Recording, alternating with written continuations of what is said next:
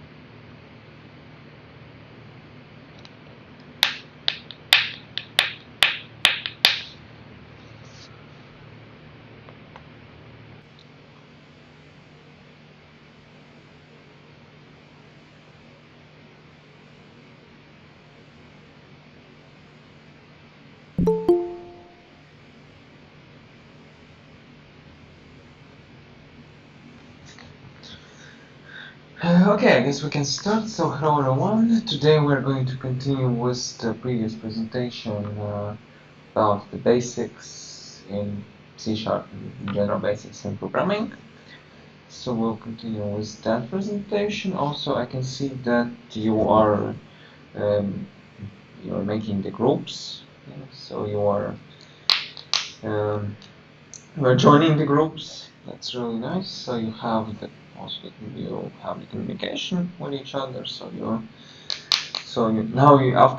After this task you will also better know each other, and so this is good, and this will help uh, you and also me in this course. And, I mean, if we have more communication, this is really good, and it helps making these sessions and this course better. If you have any suggestions, if maybe something is not uh, is not going well, then you can also let me know, and I will make some corrections then. Okay, so let's then start. As you remember, yeah, first of all, I fixed the issues I had with Visual Studio last time, so right now it should work. It should work better. First of all, as you remember, I had basically first of all the example. If we were something like this, yeah. So now it should also highlight me that this is not possible, and also yeah. So if you have maybe about the highlighting, yeah. We did not, I did not talk about it before, but in IDEs, in all the IDEs, you will, if something is not correct in the code, you'll see that the corresponding place is highlighted, and if it's highlighted in red, then it means that this is warning, and this is something really serious, this is crucial error, and this should be solved, otherwise the program will not be compiled. Sometimes, maybe in some IDEs, you'll see some some errors from IDE side. It means that so in some cases I did not experience such thing with such things with Visual Studio, but when I worked with Eclipse, then there were some cases when something was highlighted. It's highlighted in red, but in fact there were no any issues there. So for some IDs it's maybe possible. But in general, of course, this should be correct. I mean, if you have something highlighted in um, in red, then this is error. This should be solved. If you highlight something, if something is highlighted in let's say, no, hold on.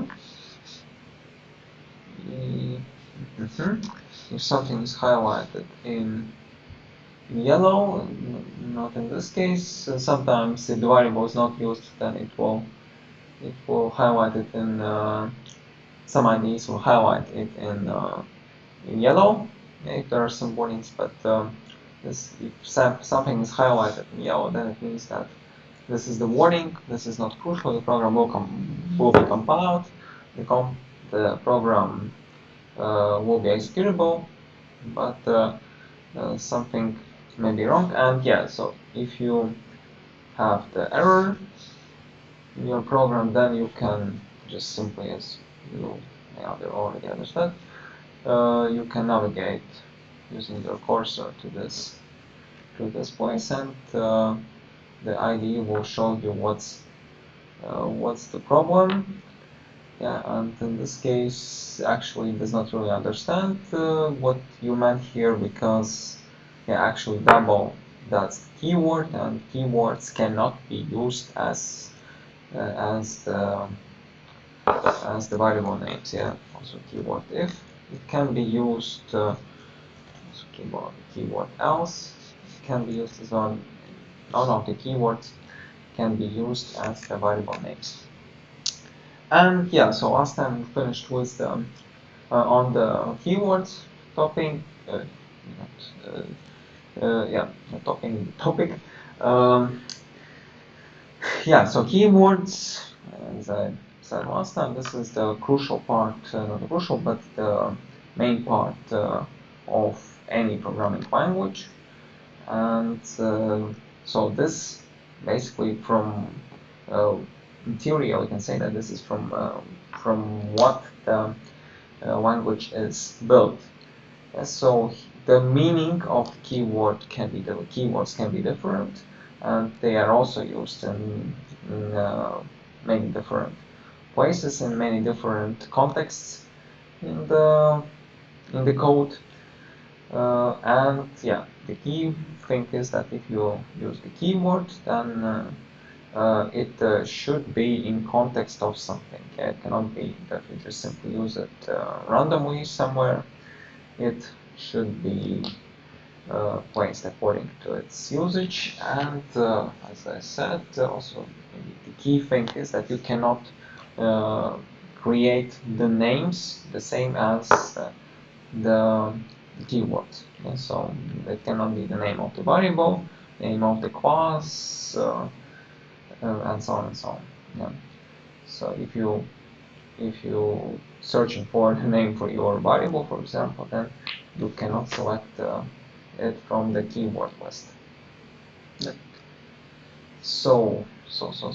And in addition, you will see some kind of contextual keywords. So this is these are the keywords which can only be used in some context. Yeah. So, for example, if we use double, then double or the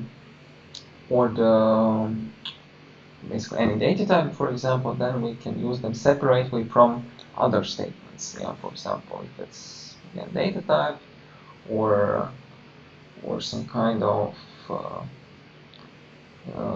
say abstract, for example, and all the other keywords, we in theory can use them outside of some context, but if we use these keywords, then they should be used as a part of some statements. For example, if I have select, then it should be the selection from the database, and so the select statement should be then created, and so on. Yeah. We will see the usage of these keywords a little bit later, but the main idea is that they cannot be used independently. Yeah, they should be used inside as a part of some context. Okay, so then let's move on to the to the literals. So these are the fixed values. Yeah, for example, if we type the value of the number, so in this case that's 299, then that's actual constant, because from the program point of view, it cannot be anything else but the number 299. And so for us it's obvious, but in fact for the computer, for example, this can be something else. Yeah, if we type 299, then why it can be whatever we want. Yeah, it will always be the number, the integer number, and it can only be assigned to the integer numbers. And the same is for the characters. If it's character A, for example, that can only be the character A and nothing else. And yeah, this is what we call literals. And yeah, in fact, they are constants. We will talk about constants a little bit later as well. But yeah, so by default, if we constant means that that's the object, yeah, the value, the object which cannot be changed. Yeah, so it's defined. It has some kind of value. It has the exact value. Then it cannot be changed. Yeah, so the same is what I said for the number. Yeah. Yeah. Then the value can be used by the variables. That's obviously, yeah, we can assign it. And values can either be an integer, float, or string. Yeah, for example, we already know what are these values.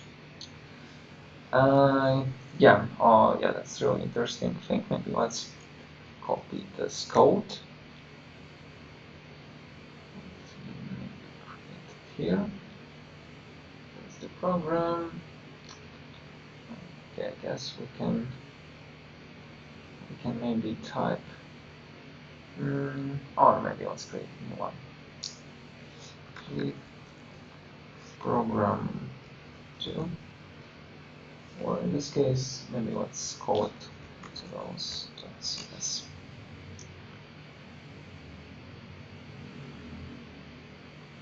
No, hold on, that's not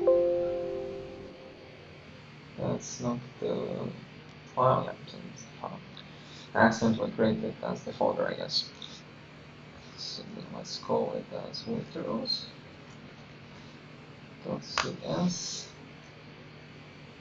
Then we can paste the program.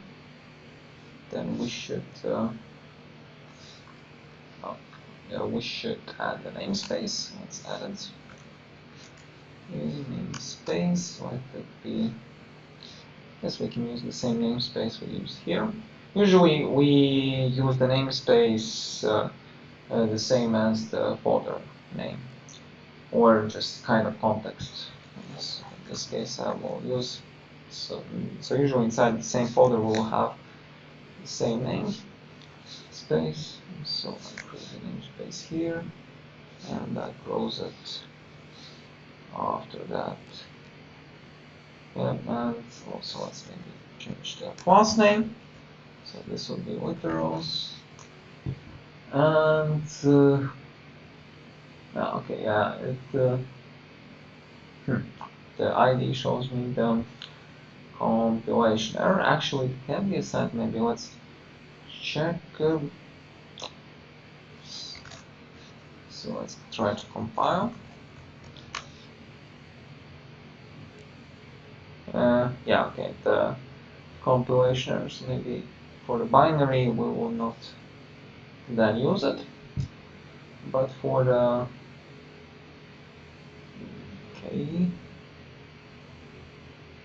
then we can also not use this. Yeah, if variable is not declared, then obviously it cannot be used automatically. So let's compile. Okay, we have another issue. The issue is the type or namespace. Okay, also, sorry, my fault. Also, we have to declare that we should use the system. Alright, so maybe let's then check this one. Just to double check. And let's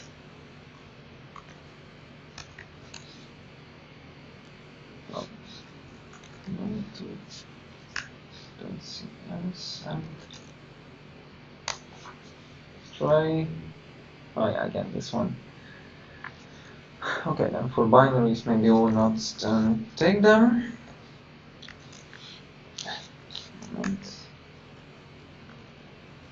literals.cs. Yeah, of course, this is also not correct because x is not defined. Yeah, this is what I said. If the variable is not defined, then we cannot use it. Okay, now we have the program compiled. We can execute it, and basically what we can see that we can use the different forms of date decoration. Basically, this is the same what we had yesterday with character. Yeah, so for characters, we can also define them by passing the integer number to the character. And this is some kind of conversion, and this is the conversion used for characters. And for integers, yeah, we can see that we can use different form of data passing. So it can be 1, 2, 3, it can be 1, 2, 3, and also we can use hexadecimal form, which will look like this. But yeah, but usually, of course, on practice, at least from my experience, we always use simple decoration. That's just for your information. We can use something else, but almost always, at least I do not remember the cases where I had to use something other than decimal form of literal. So in this case, just don't worry, briefly use the usual literal. The same can be done for non-integer numbers. Yeah, it can be if it can be like this if you work with double or decimals. The idea will be the same. Yeah, so maybe I will not show you this in the code because I guess that's obviously that this will work in the same way. You can try with your computers. So let's then move on. And yeah, for the characters, also interesting thing. Yeah, that data type can be, as I said, specified in 3 ways. For example, to define a, you can use simply a. Also, there are some Unicode characters, and so maybe we can with Unicode characters. Maybe we can have a quick search on them. So we have Unicode characters, and there should be the table for Unicode characters. Okay.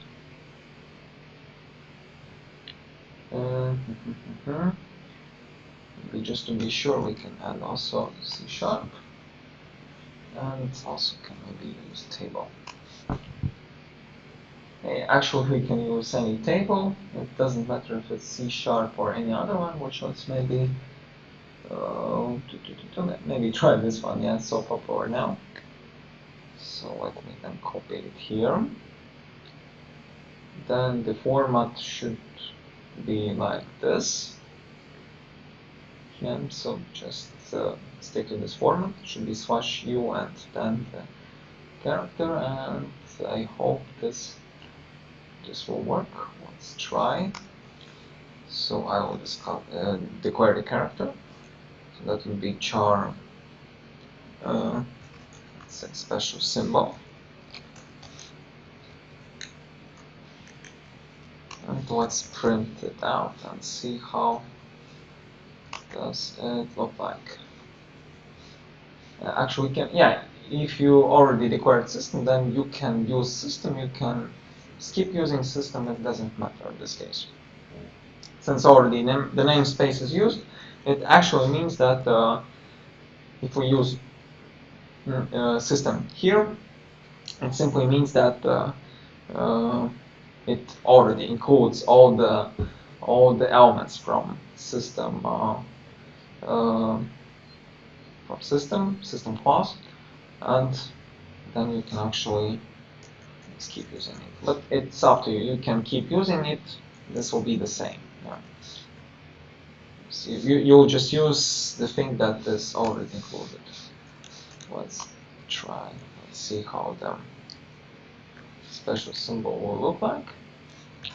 So I will remove turtles, I will compile and then execute the program. Yeah, you can see that this special character is printed. So maybe I can share the link with you if you were interested in printing out some characters. But so you can easily you can actually easily find it in Google by simply typing Unicode characters table, and you can actually skip C# because this is the same for all the programming languages. Yeah, so just simply navigate, then get the Unicode character, and then you can print some special characters using these. And yeah, so here you can actually see /u, and in C# you'll find, also in other programming languages, you'll find such thing like escape characters. Yeah, so in this case we have /u, that actually means that we will work with Unicode. If let's try to use something like this, okay, that will not work. And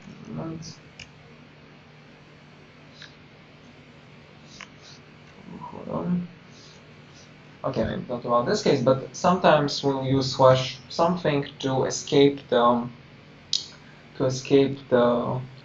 character. So maybe let's, in this case, yeah, that's Unicode, so maybe we'll not touch it, but let's try escape char. And in this case, oh yeah, in this case we cannot do it because this is character, yeah. So character should be only one. That was a little bit confusing, yeah. Of course, if we have a character, then it should be one character and nothing else. But if we do the same with the string, so for example, you already know we used /n. This means that we go to the new line. Yeah, so we can just, for example, simply write something like this. Then we will print it here. Actually, that's not escape, but just to show you. So we compiled it, then we can execute it. And so actually it printed the line break. Yeah, but let's say that we want to print something else. So let's try to add one more / here.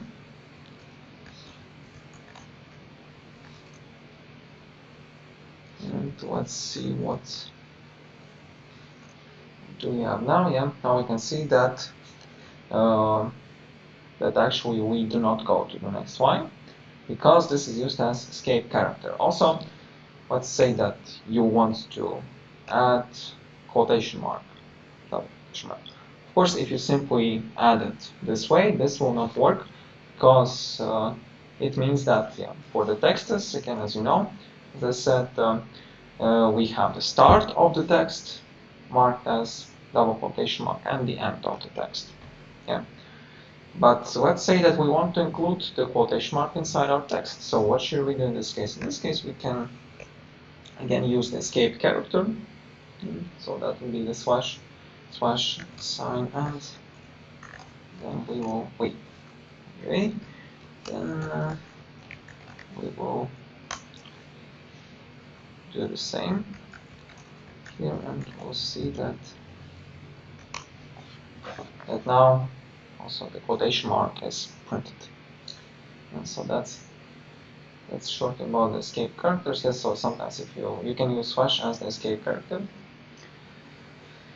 Yeah, and yeah, also inside the yeah, I can also use this for characters as well. And yeah, so here you can actually also find the escape sequence. So for slash you can use another one. Then for single quotation mark you can also use slash. For question mark, same, yeah, so basically you can escape everything using slash, but also there's some, actually not this is called escape sequence, but some weapons we can call it differently. For example, if we want to print backspace, then we can use slash b. For alert, double, I did not use this one, slash n new line, slash f forfeit, and just some different characters. So maybe we'll later on use them, but mostly we'll use slash n, so for new lines. Okay. So maybe let's also quickly print this one.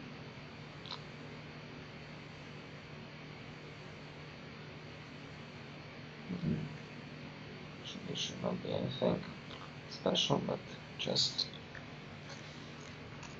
to see. Yeah, also don't forget to use code formatter. Yeah, that's in Visual Studio Code, the shortcut Alt Shift F to format your code, so to make it more readable. So let's compile. Yeah, that's because I already declared it. So maybe let's declare something like this.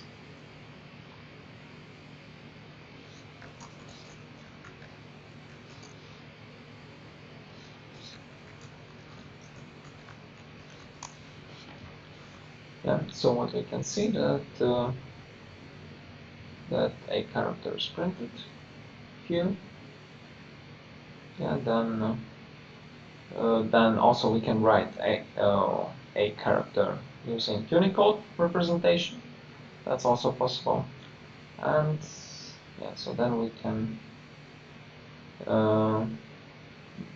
we can use slash n to go to new line. Okay, so this is what happened here. So we print hello, then we have slash n, means we go to the new line right here, and then we go to new line again. We are here. We print world, then we print tab, and so that's the tab here, and then exclamation mark. That's it. So for this program, let's move on. If you have any questions, you can ask. Yeah.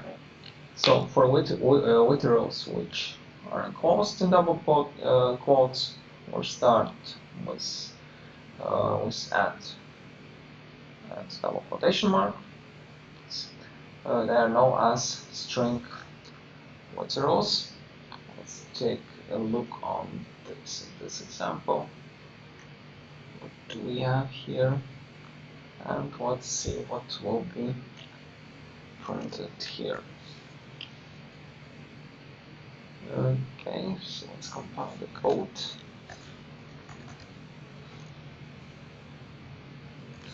And then let's execute the code. So what we can see here, we have hello world. So yeah, that's fine. And then we basically have the same right here. But if we assign without double quotation mark, then that's then it treats as variable and goes and shows compilation error. Yeah, so that's obviously if you simply declare this way, this is not fine. This is not correct, because so in this case this should be the variable. Yeah. So without the quotation marks, we can have the numbers, okay? And numbers, keywords, and the variables. Yeah. So the texts should be placed under double quotation marks. Okay. So let's then move on. Yeah, for Boolean, as we seen yesterday, we can use true, false, and nothing more. That's make sense. Yeah. So for some languages, you can actually assign 0 and 1 to Boolean, but in C# it's not possible. Only true or false.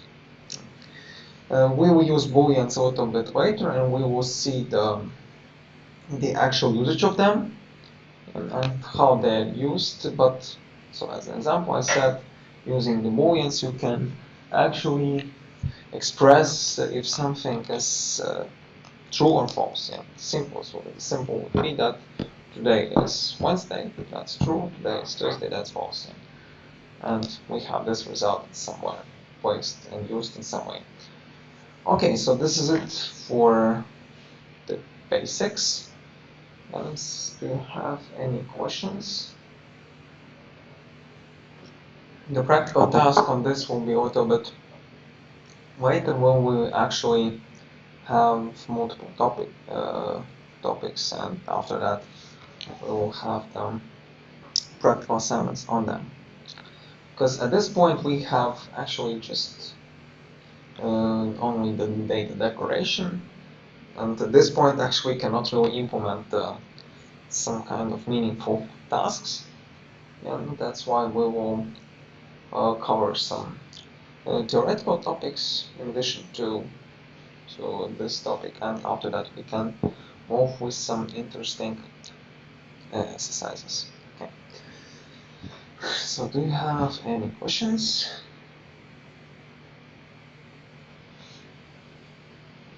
Okay, so if not, then we can move on with the next presentation. Yeah, and the next one will be mathematics and logic, and this is more.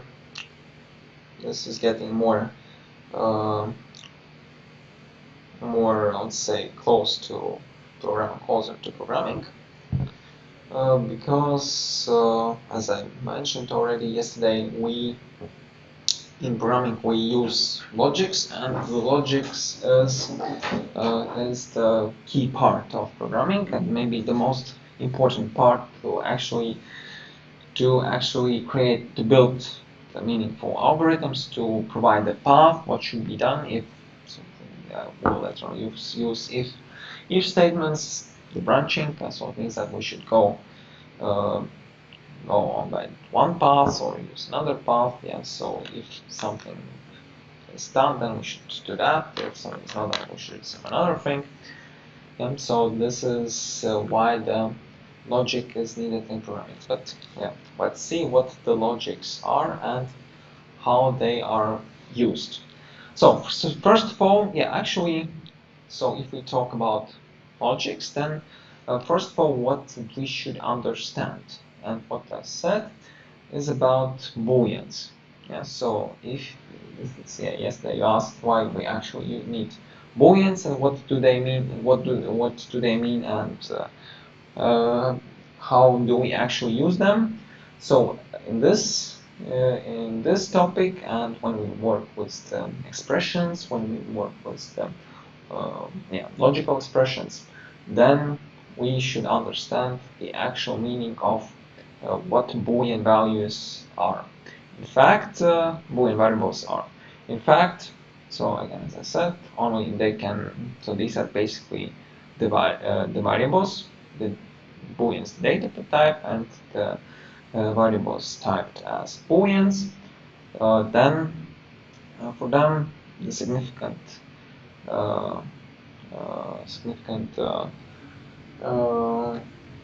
thing is that they can only be true or false. Yeah. It's quite easy, quite obvious. Yeah, so just two possible values. But using them, we can achieve lots of things. So first of all, what we should understand? We should understand that in programming, we can perform some kind of operations. Yesterday, we did the operations. Basically, we all did it today. And we have the assignment operation. Yeah, so this one means that we assign something from right side to left side, right? So assign this text to the string s. Yeah, the same is for the numbers. Yeah, for characters we assign them. We can also perform some operations which return us some kind of result. Yeah, so if it's concatenation for the strings or the sum operation for the integers or any numbers. Yeah, so we have the operation. Yeah, so some kind of defined operation. Also the casting operation, also as an example, which return us some kind of result. Yeah, so basically we do some operations and we have the result of them. Yeah, so it's very important. And the important thing is what's the result? What's the possible result? Yeah, so again, if we work with the numbers, then we know that the result will be number. Yeah, based on the data type we're working with, the result can be integer, double, and so on. Yeah, so that's about the numbers. Yeah, if we work with strings, then if we concatenate these two strings, then we know the result will be the another string. Yeah. So that's also the thing to understand. After each operation, we have the returning result. And for the booleans, we also have the operations, and usually we'll see what are these operations, but the key point, we'll go from these operations, but the key point is that after these operations we will have the result, and for booleans the result is obviously true or false. And so so that's the thing you should understand, yeah, that we have the operations with the booleans and we get the result which is also true or false. Yeah, the operations can be done not only on booleans but also on some other types of variables or values. Yeah, but key point is that there are some operations which can return the true or false. So that's the important point. And now let's see how we can actually use it. So first of all, about the operators. Yeah? So from programming point of view, this is a specific action where one or several operands are included. Yeah? So that's where I said we have some kind of operations in programming. And in C# we can have different operations, and many of them are supported by built-in types like integer, string, char, and so on, and they allow us to perform some basic operations with value of those types. And so, for example, there are Boolean logical operators, and they use Boolean, we call them operands, Boolean variables. Yeah. Again, we can say variables. These can be variables. These can be also the fixed values. So that's why we call them, just to be clear, operands. So in this case, that would be that if we have. Actually, in this case, we have two operands. Yeah. So this is the operand and this is the operand, and this is the assignment operator. Yeah. So this operator assigns the value from right to the variable on the left side. Yeah, so this is also the operator, and these are the operands. And then we have Boolean logical operators. These are the operators which work on with the Boolean values. We'll see what are them. Then we have arithmetic operators, again plus, minus, division, and multiplication. They can be here included. Then comparison operators. Then if we want to compare the values of the variables, basically values of the operands, can be the operation where, let's say, 5 greater than 6, this returns, that's also the operation, yeah. It compares and returns true or false. Is 5 greater than 6? No, it returns false. Then we can have the operation, let's say, if is 6 greater than 3? That's true, that's the operation which returns true. Then there can also be bitewise and shift operators. These are mostly used so in my experience, we mostly use them in cryptography or some kind of value shifting. So that's maybe more advanced. I think maybe just to not go so deep here, but that's mostly related to some maybe more advanced operations performed on the texts, on the strings or certain numbers. Yeah, and then also equality operator that actually checks if the operands are equal or not. And so we had this yesterday. We checked if I guess I used for strings, for example. We can actually check if the strings are the same or not. Then we can do the same for the numeric data types and check, for example, if variable a equals to value b, then again the result is true or false. In this case, that would be. Okay, so let's move on.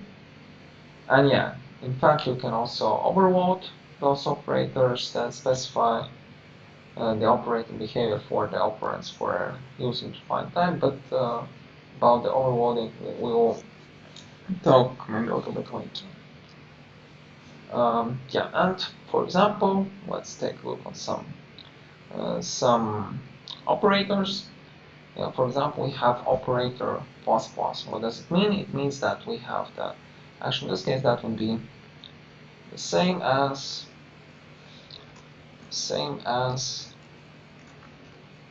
a equals a plus 1. So that is what happens if you see a plus plus or just any variable plus plus something. Yeah. So that's what plus plus does.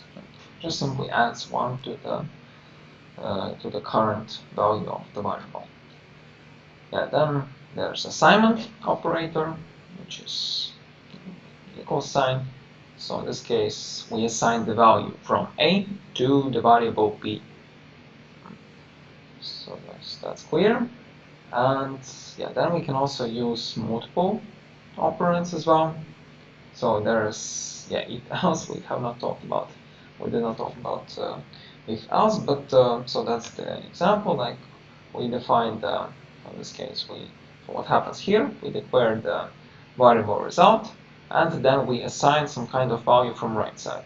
So in this case we have the assignment operator, and then we can use another operation, and in this case the operation, so in this case this works separately, and this returns the value and the numeric integer value, and then the value from here goes to the result. What happens here? Here the idea is quite simple. It checks if the variable a is greater than 3, and then if it's true, then it's 4. If it's false, then it's 5. So this is short version of if-else statements. We'll talk about them under the branching section. But so that's the example where we can actually combine multiple operations, multiple operands, and then get some kind of result. So any questions so far?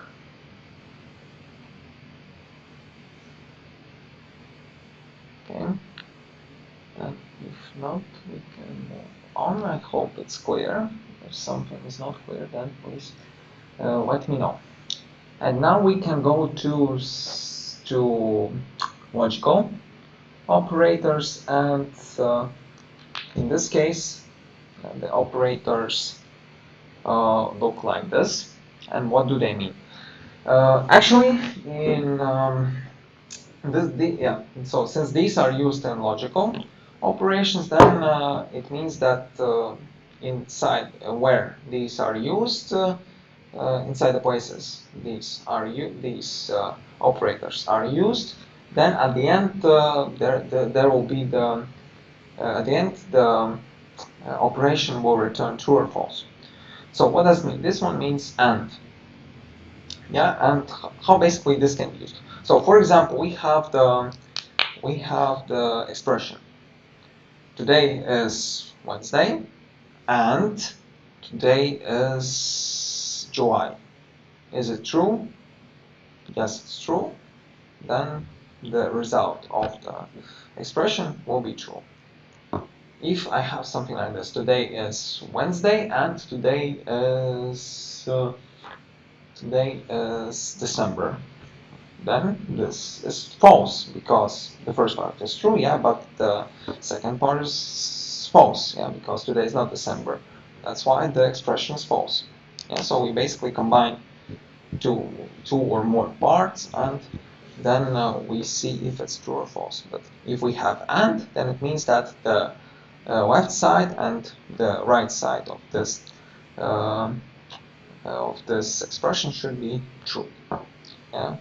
If both sides are false, then of course the whole expression will also be false. Yeah, because for example, we say today is Tuesday and today is December. Both parts are incorrect. Of course, the statement itself is incorrect.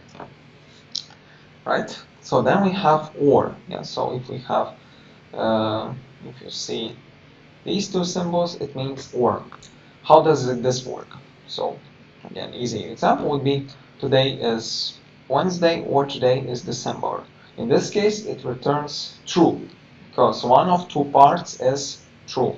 Yeah, so today is Wednesday, that's correct. That's why we don't care about the right side of the statement. So the same way it would be if we say today is Friday and today is July. So left side of the statement is not correct. However, the right side of the statement is correct, is true. So that means that false or true, this returns true. We'll later see the table, how these logical operations work, but I guess if you understand it from the logical point of view, then it will be easy for you. Yeah. Again, the idea is quite simple. We have some kind of statements about anything, and then we combine these statements. Yeah. Also, we'll see that it's also important, the same as in mathematics, to use the brackets correctly and to combine statements. But we'll do it a bit later. Yeah. For now, just imagine you have two parts.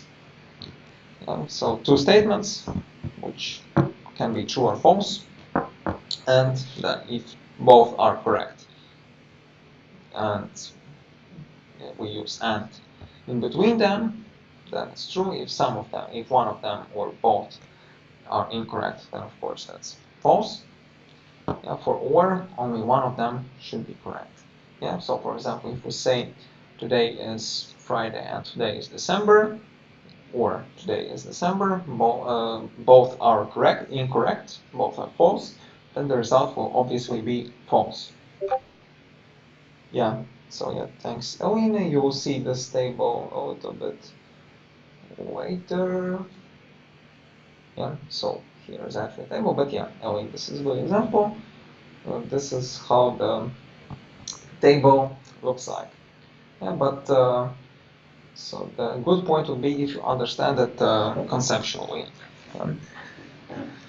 I mean, it makes quite sense, right? If we say that two parts, if we separate two parts by and, then both should be correct. If we separate by or, then at least one of them should be correct. Yeah, and you can also see from the table sent just by Elena, this is how it should look like. And you also see the not operator, and it actually it's just simply means the opposite one. So if you have the statement which returns true or false, then actually if you apply not operator, then it means the opposite one. Yeah. So quite simple. If something returns true, then it will be false. If if the statement returns false, then it will be true. Yeah, for example, we say the statement today is Wednesday, and we apply not operator, so it means that not today is Wednesday. So since today is Wednesday returns true, then not true will be false. Yeah, the opposite one. Then that's why we say true. If we say today is Friday, and we apply not operator, it means not today is Friday, then it means that this is true because today is not Friday, right? So, and this is how it looks like. Also, you can use it at the combination of the statements. Let's say if you use, let's say today is Wednesday or today is Friday, and you apply not. So say not today is Wednesday or today is Friday, then it will return false because the statement. Maybe let me maybe describe in text format. So a moment. Maybe open up, but then I can just simply also write it. So let's say, yeah, that would be a good idea. So I say today is Wednesday, and today is Friday. Also as an option. And also, you may see something like this. This returns false. But if we say, because this is true, but this is false, this will be false at the result. But if we say not, then this will be the opposite one. This will be true. Yeah?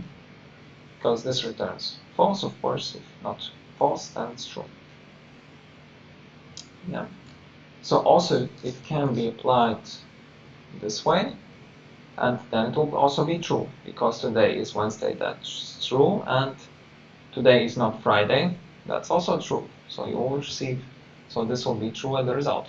And as I said, it's also important to use the brackets. Yeah, we'll see it a little bit later, but I guess we can start right now as well. So let's say that, let's maybe try to create something like this. So today is Wednesday, and today is July. So we can use the brackets here. So we consider this one as one single statement, which returns true or false. And then we can use or. So what does it mean? It means that now we have two parts, this part and this part. Yeah, so we have two parts. This is considered as one part. So first of all, it calculates the result of this expression. And so this would be today is Wednesday and today is July. So this is true. And then we have true or true, then this will be true. If we say true and true, this also be true. But let's say if we have something like this, then this will be false, because today is Wednesday, that's correct, but today is December, that's not correct. So this one will result into false, yeah, because today is Wednesday, but today is not December, so and statement will result into false. And then again we have false and true. This will be false at the end. If we have where operation here, so it means false. So this one again still returns false, but then it would be false or true. This returns true because one of them is true. Yeah.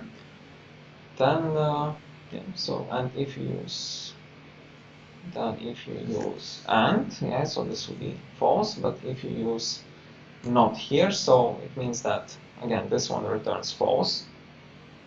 Oh no, sorry, this returns true. Oh no, this returns false because there is no December. Yeah, so that returns into false. So it means that here we'll have false, but if we apply not, then it will be not false, it will be true.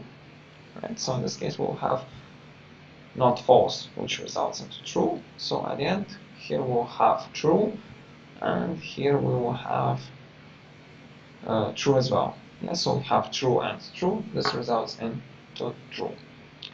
And this is how the logical statements work. We will see a little bit later. Yeah, but for the logical statements, we actually use these three uh, operators. Yeah, also that would be nice if you also yeah,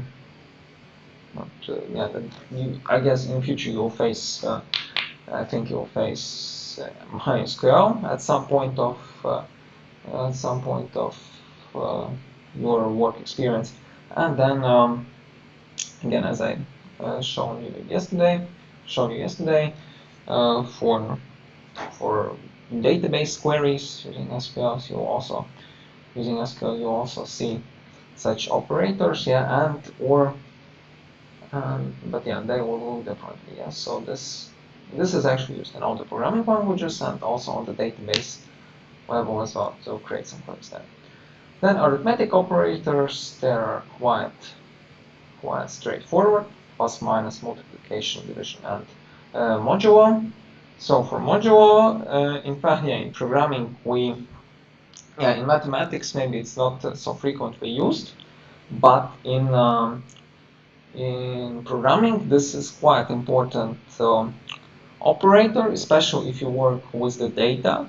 This may be quite useful. And what does it mean? It means that it simply returns the remaining part of the division. Yeah. So for example, let's create a new one. Operators.cs. So let's also copy paste the starting part. So this would be, let's say, the basics. We can continue here, and this would be operators. Yeah, so let's have the example of module. So let's say we use doubles. So we use double A equals, let's say this would be 100 times 2. Then we say B equals 5, for example, and then let's get the result of the module. So that would be double. Maybe it's not confusing. Let's use integer. So this will not work with the decimals. So, and then at the end we'll have integer. Let's say C equals A modulo B. Sorry, sorry, I forgot plus I meant of course. Static void main. Argument strings, just to follow the signature. Yeah. So, and here we can say A modulo B, and then let's print it out.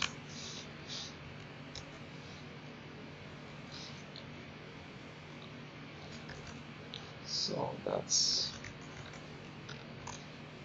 the compilation. Yeah, main, but main, of course. So that would be main, yeah, and now we can run the program on C2. Why? Because if we divide 102 by 5, we will have the 20 as the integer part, and then we'll have 2/5 as the fraction part. And it actually means that 2 is the remaining part. Yeah, and so that's why modulo returns 2. Yeah, so we divide by 100, so it gives us 20. 20 times 5 is 100, and 2 is the remaining part, what we get by modulo. Maybe in this course I will give you some examples where the modulos can be used. So from my experience, where I used modulos a lot is the case. Yeah, so what I will reply you. Yeah, maybe let me start with the replying you. It's not 20 because it the result of division would be 20. Yeah, so if we divide A by B, this would be 20 because yeah, this would be 20 the result if we divide. But so that will be 20 if we divide. But modulo means that we get but modulo means that, so write a comment here, it means that C equals so it means that we divide actually I can show you using this operation to be remaining part, or maybe I can say modulo part, and this would be, so this would be if we divide A by B, and then we multiply it by B, and so subtract this part from A. Yeah, so then we will get the modulo. So that's the actual formula for the modulo. So let's quickly see. That should be 2. Operators.cs.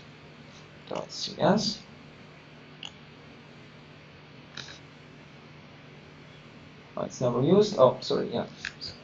Should use it here. Operators.cs. And so it is compiled.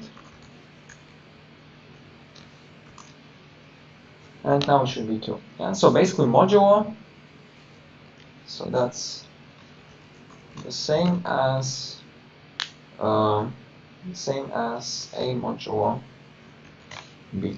Yeah, so basically what we have, first we do the division, and so we get the result of the division. It will be 20, right? Then we actually multiply, oh sorry, not by 5 but by B. Yeah. So let's try again. Discard.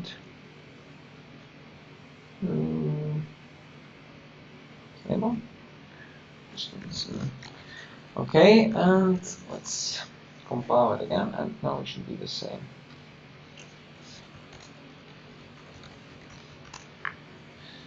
Yeah, so basically what's the idea? Idea first is we divide. We get 20 at the result, right? Right.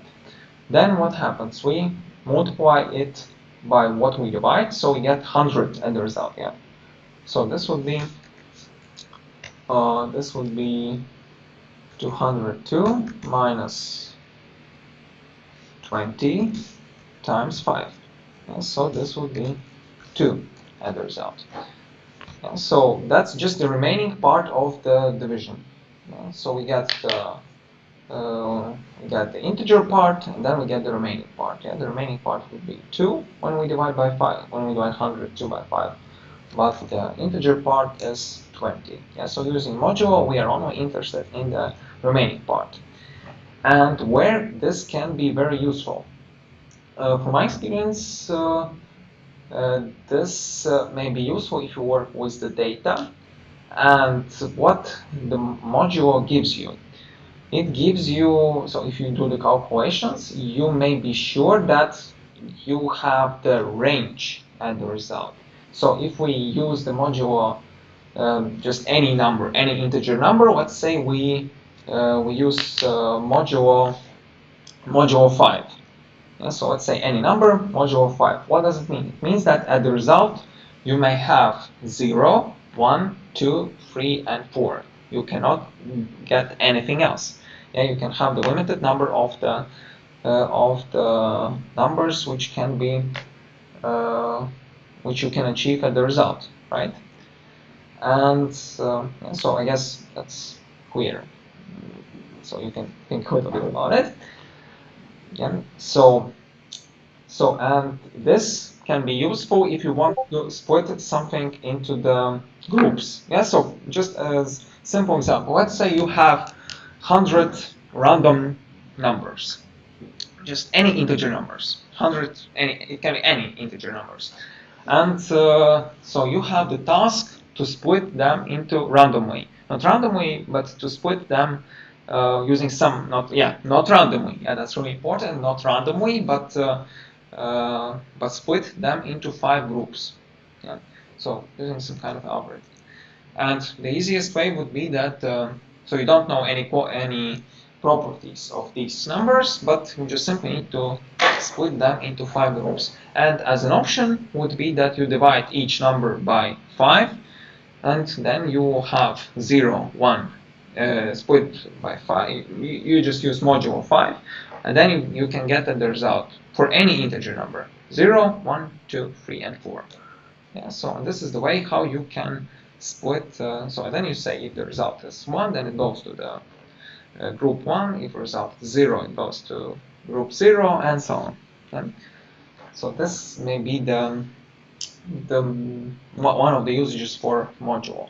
So the key part is, again, as I said, it will have limited range of the result. Okay? So if the modulo is free, then the range can be for any integer number: 0, 1, 2, and so on, with 3 numbers, and so on. Yeah, so that's where we can use it. Okay, so right now let's have 10 minutes break, and then we'll move on. Any questions, you can also prepare them in the break. We can discuss them after that.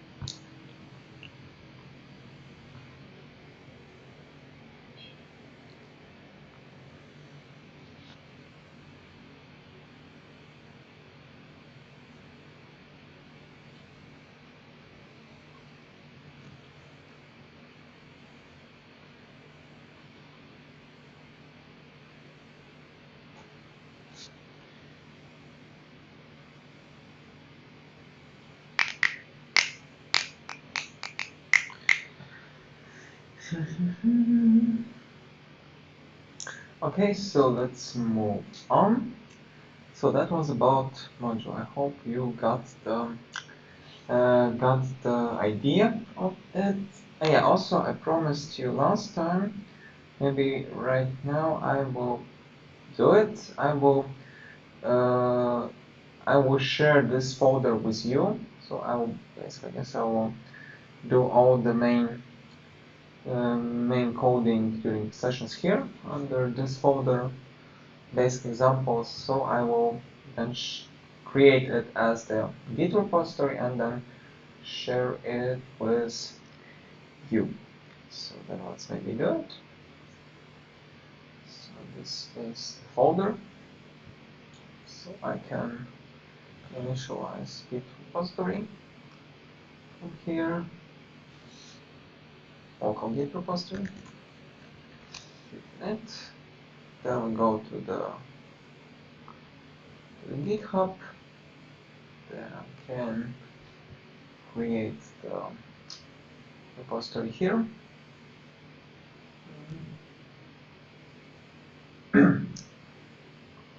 Repositories and create new one.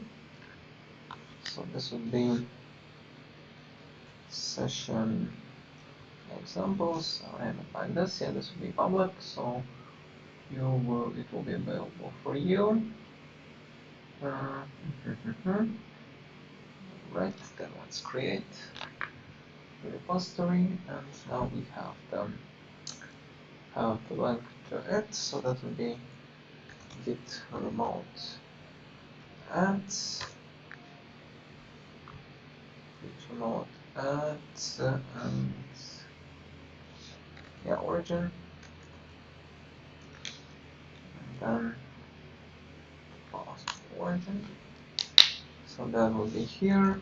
Let's maybe add all the files.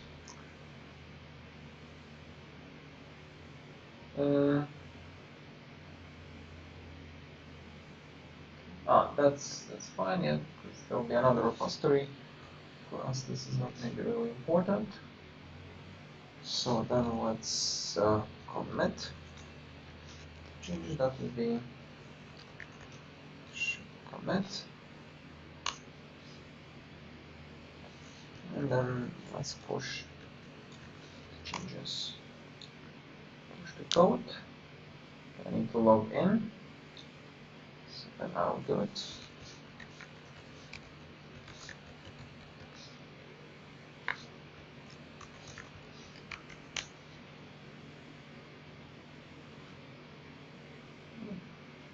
so now it should be there. Changes are pushed. Let's refresh. And so here we have everything, and then I will, for now, I will share this link. Let's maybe share it here under the welcome rules, so you can always access it. In the repository with some code examples from the sessions. So now this will be available for you. So you can simply navigate here and then check the code we do during the sessions. Right? And yeah, after each session I will push the changes there, so you can briefly take a look on them after the session if you want. So that's about the arithmetic operation, and then we also have the relational operations. And so using these operations, we can compare the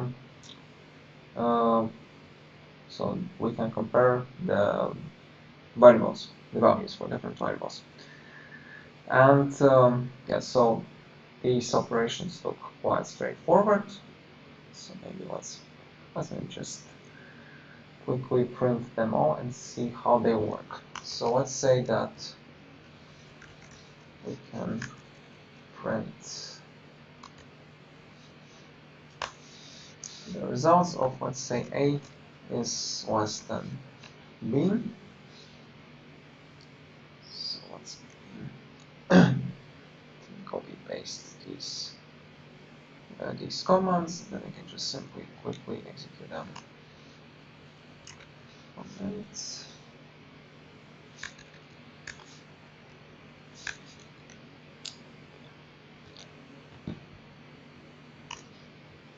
So this is false, yeah? Again, here we have the statement, which returns us true or false, and nothing more. And so the same here. This should be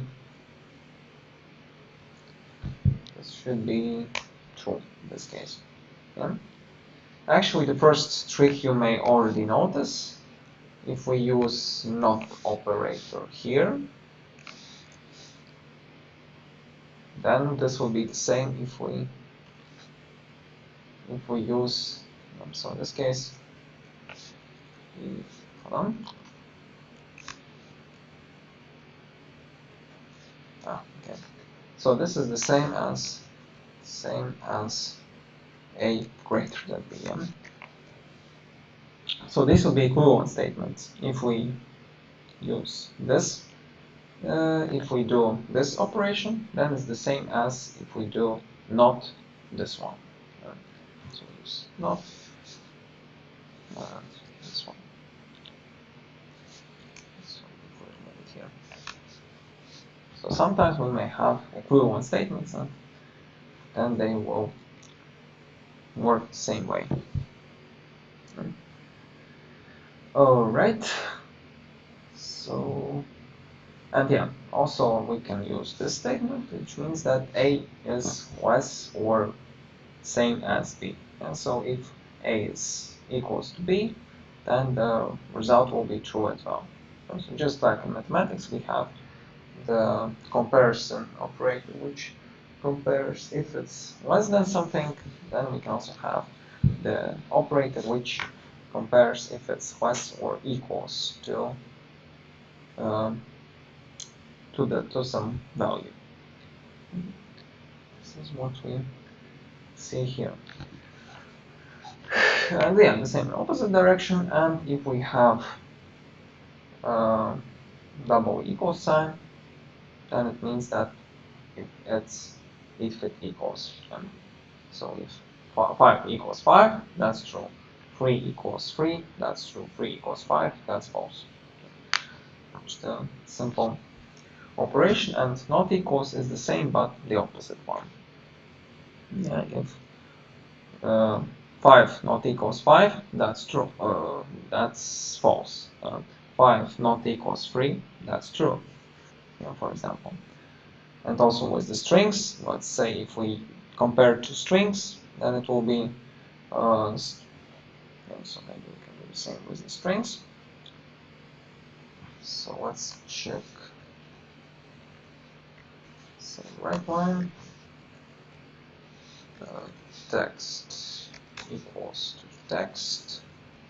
So this will obviously be true, right? Because text equals to text. Right? If we say text not equals to text, then of course this will be false because these are the same values. Yeah, but if we say text1 not equals to text, then it should be true because text1 is not the same as text, and that's obviously, and that's why this will be true at the end, at the result. So quite straightforward here. Okay, so do you have any questions about these operators we used here? Right, then if not, we can move on. And so here we have the logical operators. And yeah, this is what I said, they can be and or not. Yeah. So it's useful to perform the logical operations between two operands. Yeah. So in this case, and these operations can be applied only, these operators can be applied only to the Boolean values. Yeah. You cannot apply, so yeah, this is and, this one, then or would be this one, and not is this one. So and this can only be done for the logical statements. So let's say, so right one will be true and true. This will return true. Example. True and false returns false, because they should be true at the same time. Then true or false will be true, because one of them is true. And then false or false will be false. And in this case I use constant values, which are true or false. But in fact, again, this can be some kind of statement. So let's say, instead of false, we can say if A equals B. Yeah? So that returns true or false. Yeah, at the end, that the idea would be the same. Yeah, so in this case, A is not equals to false. And let's say, or maybe we can also do this operation. This would be A greater than B. So this will actually be the same as A is greater or equals to. Usually it's getting confusing. No. So, yeah. So that will be the same if we compare if A is less or greater or equal to B. And yeah, so here we can actually check it. And this will be true because A is 102, B is 5. The statement returns true, so we have false or true. So this will result according to the table. Yeah, you can, if it's not straightforward, if it's not quite clear for you, then you can check the table shared by Elena. Yeah, and then just go from this table. Yeah, so again, here we have false and true. Then we go to this table. We have false and true. False and true. So that returns we have OR statement that returns into true. So yeah, so basically the main thing is, and for you to easily understand it, you should recognize that you should realize that this. So we have just the operations which return true or false, and then we simply work with true or false values. Yeah. So that's how logical operators are used. And so we simply work with true or false. We do not work in this case with these operators, they do not work with the values. Yeah, they don't care if it's string, integer, or whatever it is. So it only works with the booleans. Yeah. So you cannot say like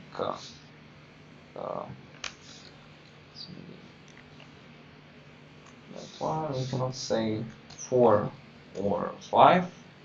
Yeah, that's not how it works. Then you'll have compilation error because that doesn't make sense. You cannot say 4 or 5, 4 or 6. Yeah, that doesn't make sense, right? So that can only work with them. And I will comment out and then say if it's not correct. Only Boolean values can be used. Right, so let's move on with the presentation. Any questions, please let me know. And yeah, so this is basically the second statement here. Always we'll work with the Boolean expression, and yeah, again the key point here is when we work with any logical operations, then again you should understand that we only work with the values true or false, nothing else. So, and all the logic is based on true or false. Yeah, the operands and logical the operands and logical operators must, logical operations, yeah, that would be more correct, always contain only Boolean values, otherwise this will not be correct. And this is what I just said. And yeah, you can follow the table in the next slide, which is shared by Elena, and you can see the result. Yeah, so that's operator and returns true if only if the both sides are true, or returns true if one of two sides is true, and not returns just the opposite of the result. Yeah, in this case we talked only about the two operands. So that's one, just A and B. In theory, we can also have A, B, C, D, and so on.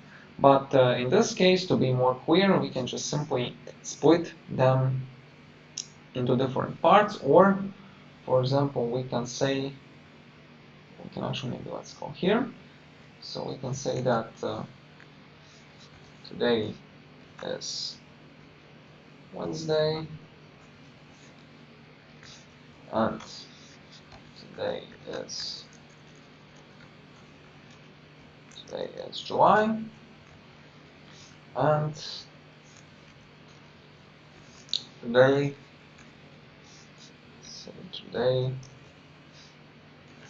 is the session day. So that results into true, because all these components are true. So that's how we can use AND operator. So if we use OR, we can use the same way. So it means that one of these three should be OR, should be true to have true as the result. Yeah. So this is how it works also for multiple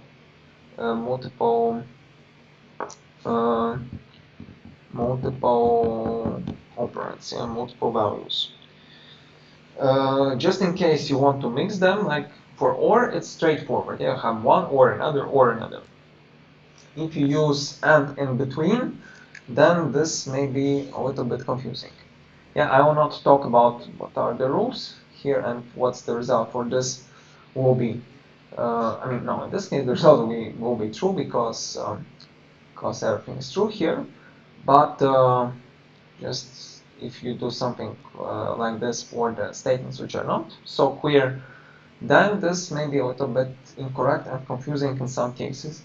So what you need to do, if you're mixing the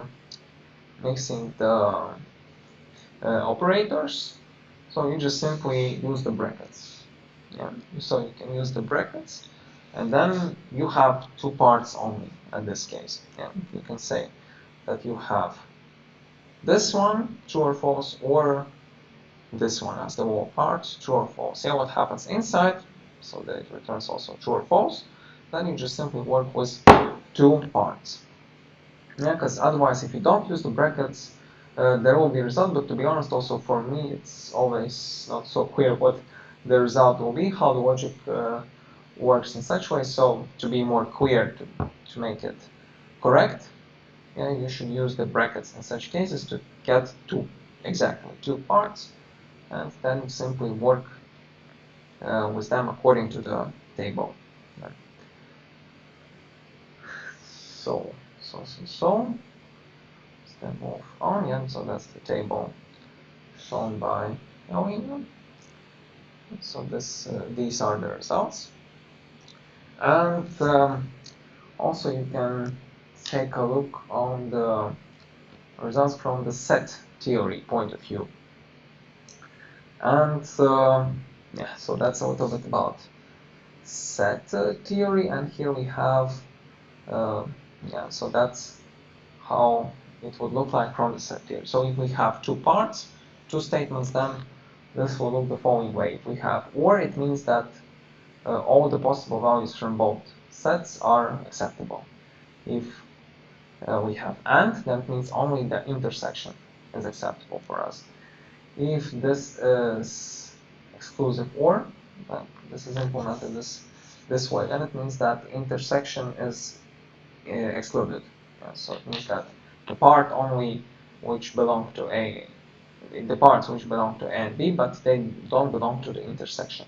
Yeah, so these values will be excluded, and then we have this exclusive OR. And also the subtraction means that A part and the part which is not B. So this will look this way. Also, as I said, you may have some equivalent statements. Yeah, for example, maybe let me just simply show you the so-called De Morgan's law. Yeah, I can show you the link. So I'll show you the link now. So that would be Latin Notes and Resources. And so we have such thing like De Morgan's law. That's quite popular thing in logic. So can I close this? Okay. Yeah, basically that the rule means not. So maybe I can. Yes, there was a nice picture from Wikipedia. Yeah, this one. So why we just started talking about the set theory a little bit, because when we talk about the logic, it is closely linked to the set theory. Why? Because we're talking about the possible values, and as I just said, if we talk about A and B, then it should be the part which is in between them. I mean, not in between, but which should be the intersection of these two sets. How De Morgan's law works. The idea is quite simple. So we have this is not, from mathematical point of view, this is not. So it means that not A and not A or B is the same as not A, just single A, and not B. Yeah, so that would look like, I'm going to explain it here, not statement A returns true or false, or B is the same as not A and not B. And so that's the De Morgan's law. And why it's maybe important in some cases, that's because sometimes you may make your expressions smaller. Yeah? For example, if you have like lots of AND statements, then sometimes it's maybe a little bit unclear, so you can simply... So basically, what's the idea of logical statements? We usually read logical statements directly. And in this case, for us, maybe it's we have some simple statements like A greater or less than B, for example, or something like that. On the practical, we will have some, not we, but you and we as the programmers, we deal with some more complicated things, like this would be the real things. For example, this could be, as the example, the read on the table, some kind of table or the array or some data. So that would be that. So there, inside the data set, there can be the entry. If there is the entry with this or this property, and so we can have multiple such say questions, yeah, which should be true or false. And then after that, sometimes it's easier to write them or to read them if we use the brackets, like for example in this case. So just to not use something like this, we can simply use not not operator in between and at the beginning, and just combine them inside the brackets. And also the same would be for not A and B that we have here. This would be the same as not A or not B. Okay? So, and of course we can then, oh no, I guess that's fine. Yeah. So in this case, yeah, it also in some cases may make it more readable in your code and more practical. And the proof is quite easy. We can simply look at two sets, and in this case we can simply draw them. And so we have the unification of A and B. So this will be these two sets, and then we say not. It means that something outside these two sets. So this will be this one. And then we can take a look on set A, something which is outside A. So this will be this this blue part, including B as well, which is not intersection of A. And then we check the intersection with something which is not B. So we simply get, again, this blue part plus, this blue part, and so in this case the B itself will not be fully. And that's how De Morgan's law is proved. So the same for this case. We check the intersection between A and B. So this is this part. And we say not this intersection, so this will be anything outside this intersection. So this will be this blue array. And obviously that's the same if we take not A, so that's everything what's outside A, blue array, and we unify it with the with anything what is outside B. Yeah? So this would be this part outside A and this part outside B. And so this would be anything except the intersection of these two sets. Yeah, and this is how De Morgan's law works. Okay, so if you have any questions, please let me know. And now we can also take a look on what happens inside the code.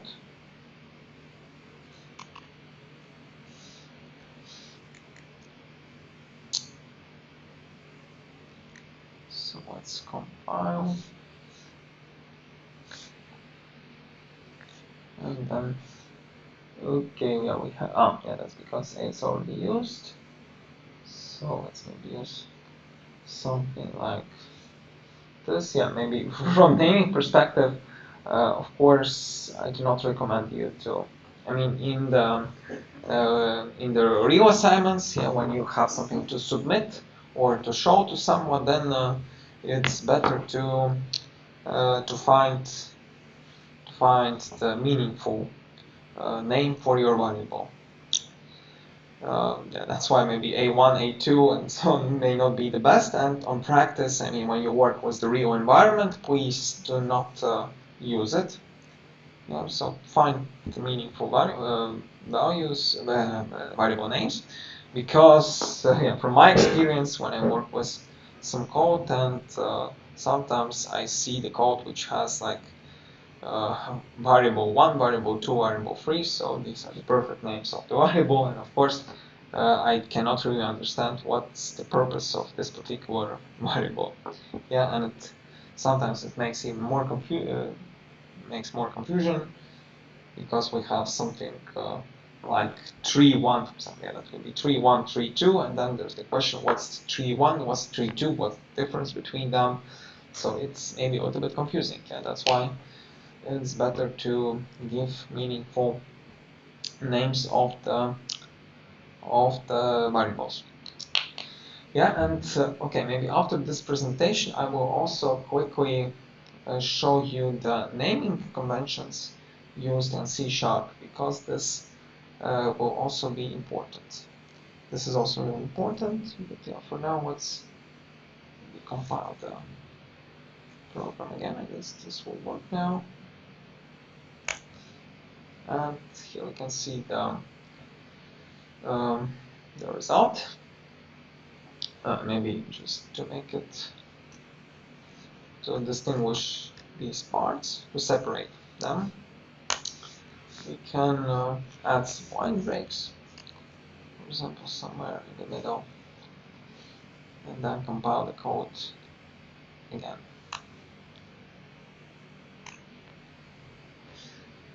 So yeah, so what do we see here? We see again two variables, variable x and variable y, and so here we assign the result true for, here we assign true for to A1, so the value of A1 now is true, and just the empty variable of result. And here we have the logical operation.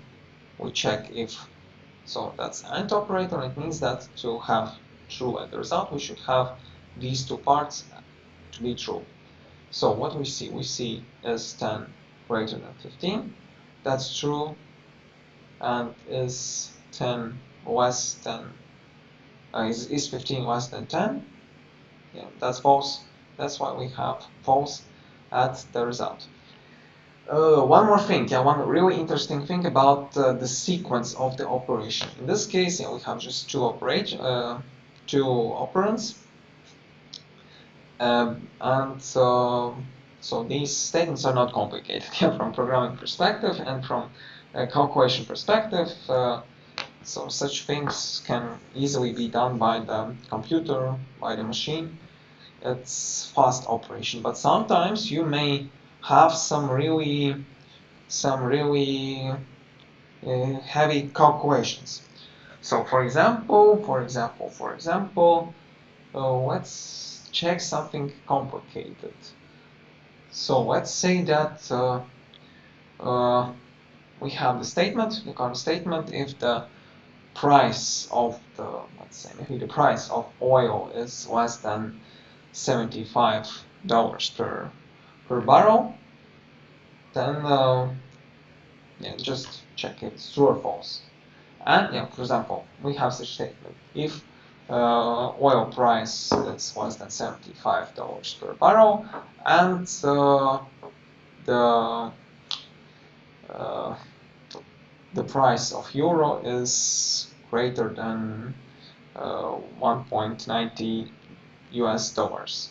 So this is maybe a little bit more complicated than just simply more complicated statement than just simply compare 15 and 10. Yeah. So in this case, to get the right result of what I just said, yeah, if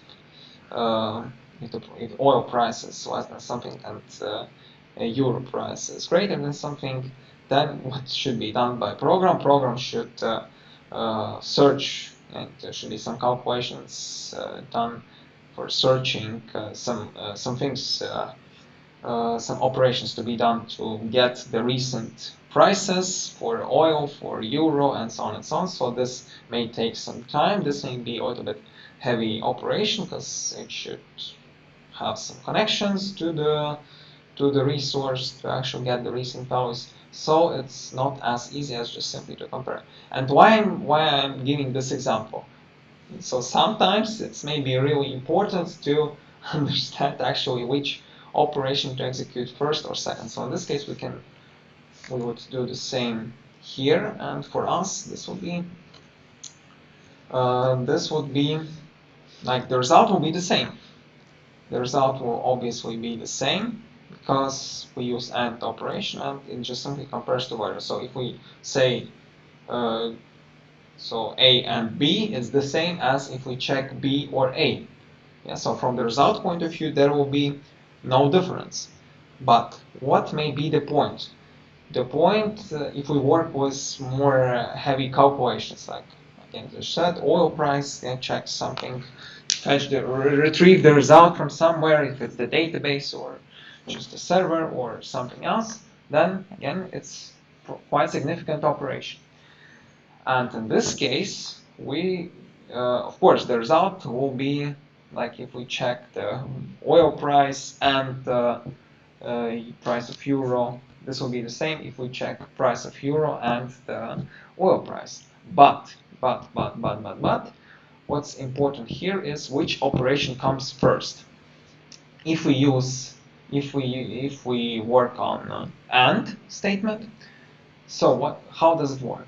It first checks the left part and then goes to the right part.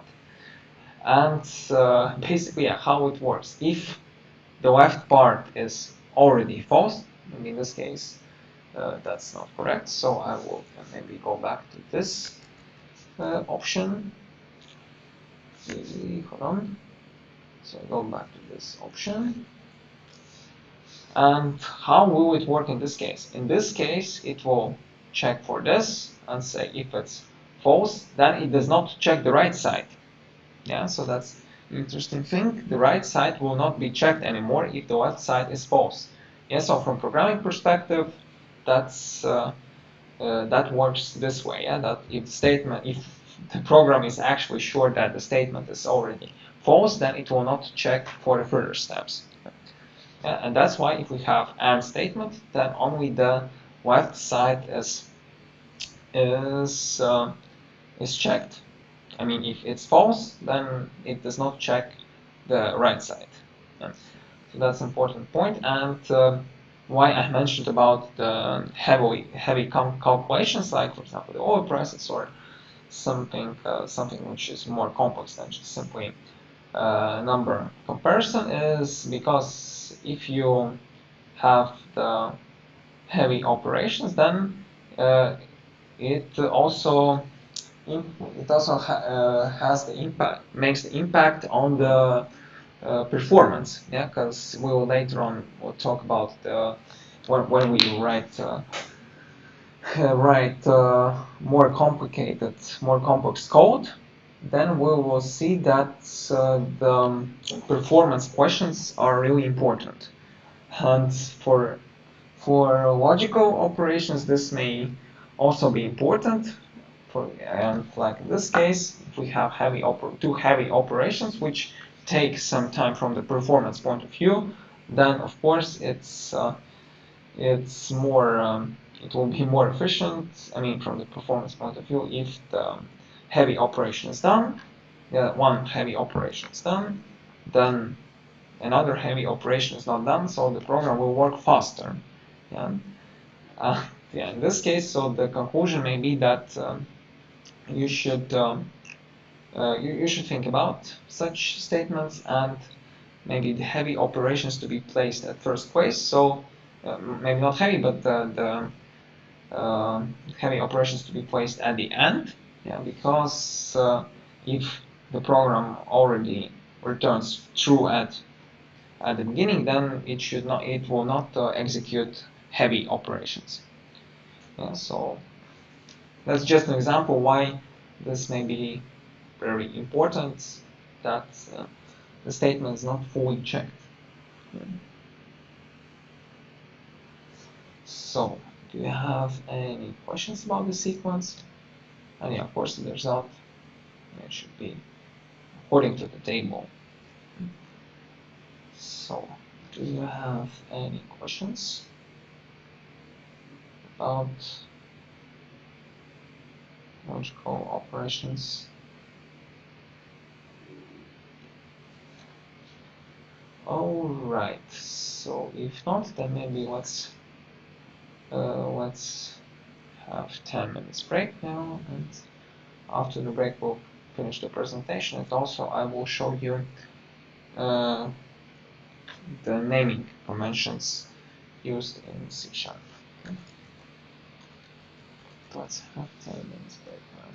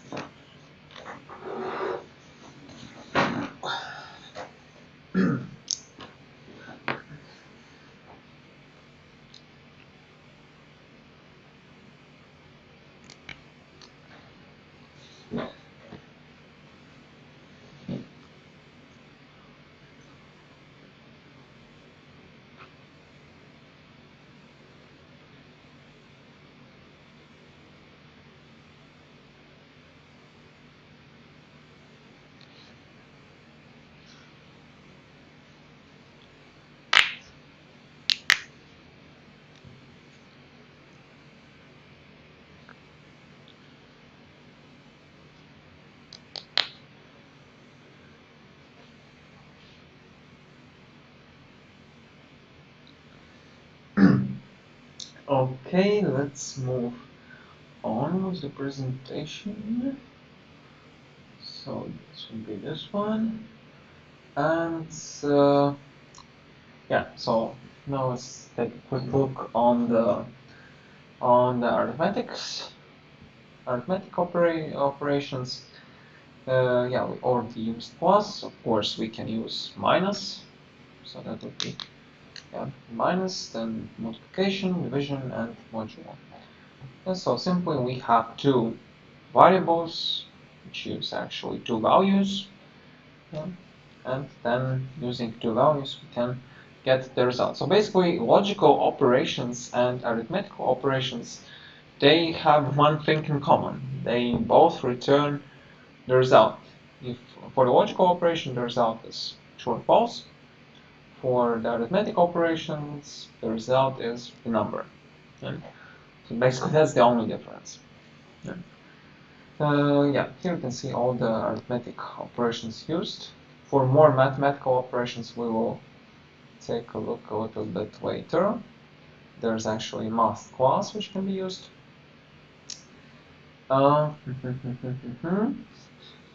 Yes, so that's, and yeah, so there are some short notations for the mathematical, and not only for mathematical, but also for the basically, yeah, for the, yeah, you can call them arithmetic operations, but actually for strings, these things, I mean, you can concatenate strings, or you can also use this short notation. Basically, the idea is simple. For, yeah, so for these two, it's maybe a little bit tricky. And so basically, what we see here, we see a plus plus and plus plus a. They both actually do the same. Yes, but what's the difference? And let's see the difference. So let's say we have, okay, we have x equals 15. Okay, so let's then write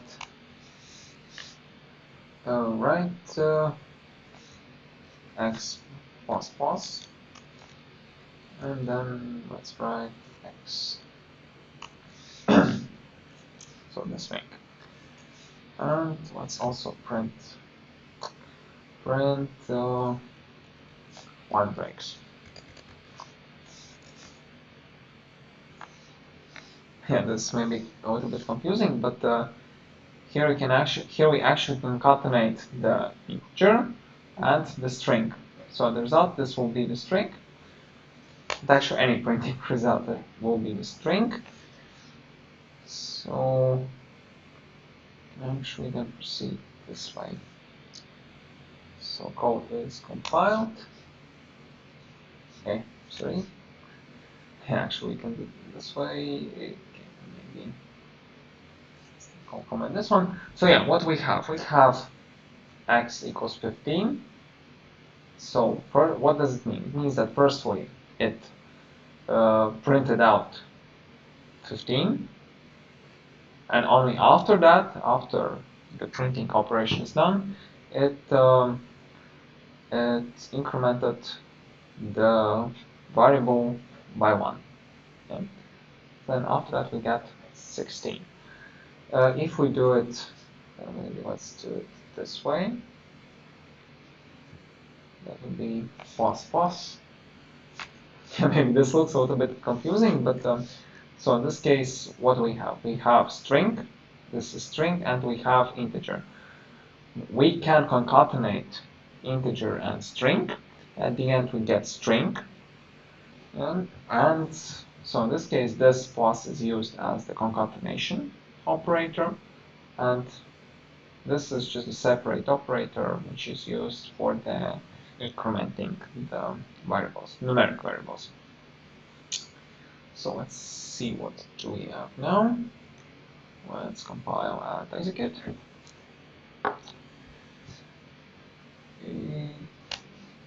Okay, I forgot about this one. Try save. Yeah, so now what happens now, it firstly incremented x by 1, and no, yeah, and then it printed. And so the first way it incremented and it printed out on the screen. So that's the difference. Firstly, so at this case it prioritizes the printing operation. So firstly it's printed, only after that it is incremented. But here it firstly incremented, and only after that it printed the value. So it can be used for printing, maybe for more significant usage it can look this way.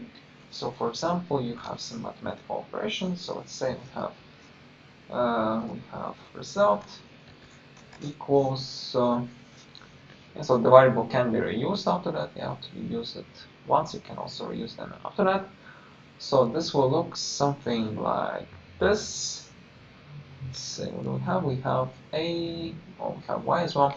So maybe let's say this would be this one.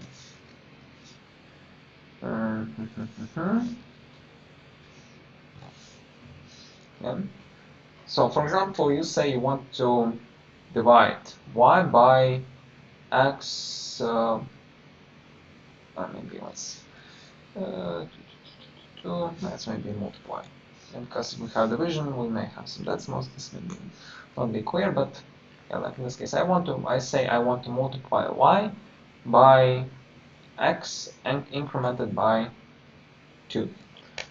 So let's print the result, and let's see how this will look in this case.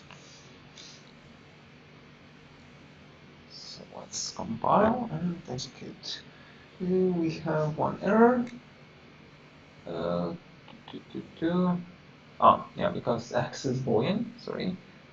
Oh, no, sorry, what? Because result is boolean. Okay, so that would be, let's say, numeric result.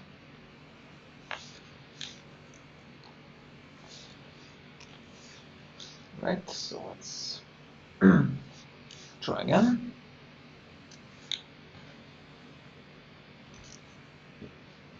So now we see that result is 180, because y at this point is 10 and x is x is 18, right? Okay, yeah, x is 18 at this point. That's correct. But if we do this way, then the result will be 170. Yeah, because maybe I will do it this way. And then copy and say result is 180. But if we do it this way, so then what it means, the first operation is multiplication, and only after that it will increment x. Yeah. So this point, this will be 170. So that's the point, and that's the only difference between plus plus, the variable, and variable plus plus. Just the priority of the operations. But mostly, at least for me, I use variable plus plus because we don't usually have such cases when we need to. Actually, you may have such cases, but so usually maybe for such purpose you can use this approach. I mean, you should do the incrementing outside the. I mean, we normally do incrementing outside the or decrementing outside the actual statements. Yeah, so in this case, this would be the same as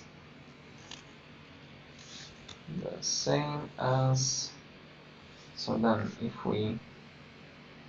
we do x plus plus, and after that we do this operation, so this will be the same as this one, but this one is the same as if we do the following two operations. Yeah, so basically in this case we will use one more line. Yeah, so this is basically the shorter version of this one, and this is the shorter version of this one. But the point is that maybe if you write this way, this may be more straightforward and clear. But if you want, you can also use such approach. This is also fine. Okay. So and yeah, for division you can also have the So one more thing, for shortcuts you can have something plus equals something. This means, so let's say result equals plus minus 6. Then this is the same as if you say that the result int equals result int plus x. So that's the same for all the operations. If it's division, multiplication, and modulo actually works as well. So you can, in this case, we do it for addition, but you can also do it for subtraction, division.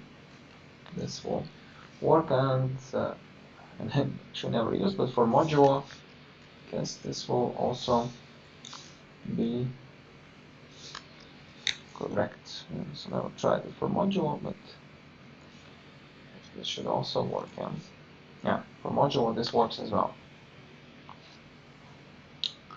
Alright, do you have any questions about these operators?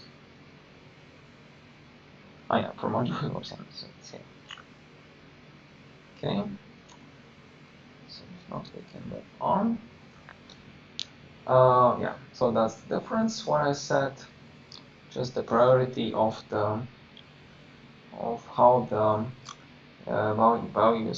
variables are incremented or decremented.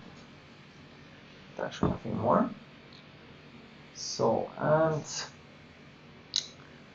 and yeah, so here you can also find the priority of arithmetic operations. So there's first the Gauss function call, then postfix increment, then postfix decrement. Yeah, so if we use them both, then it will work this way. But again, if we talk about the priorities, then I recommend using the brackets. Yeah, because using the brackets or just simply into multiple lines, split them into multiple lines, because from the readability point of view, this will make the program more clear. Yeah, and also the relation operators. This is what I mentioned already. We can compare. Yeah, so if something is greater than something, it returns true or false, obviously. Also, it is true for the characters and for the strings. Yeah, so for example, we can check write line. And the difference between write line and write is simple. If we simply write without line, then this will not go to the next line. Yeah, this will just simply continue the previous one. So we say add text something, and this will basically add the text at the end of the previous line. It will just simply not go to the next line.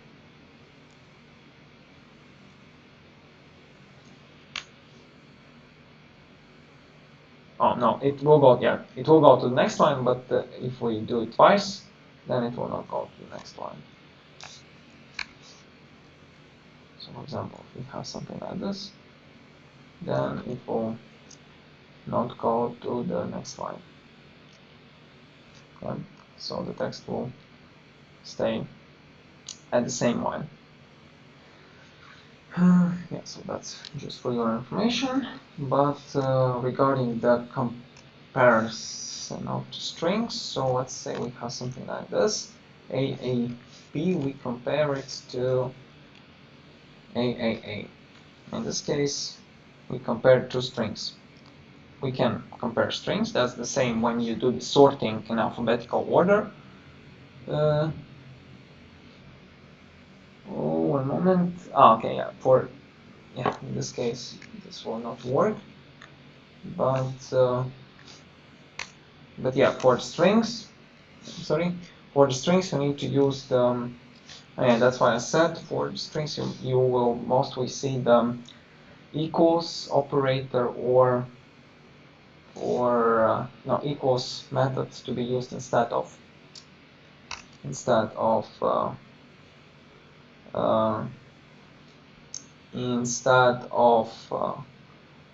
uh, this operator. Okay, hold on. Yeah, maybe shortly about the strings. We'll talk separately about the strings, but for strings, okay, maybe let's do it the following way. Find string, say first string, something like this, and then second string be something like this.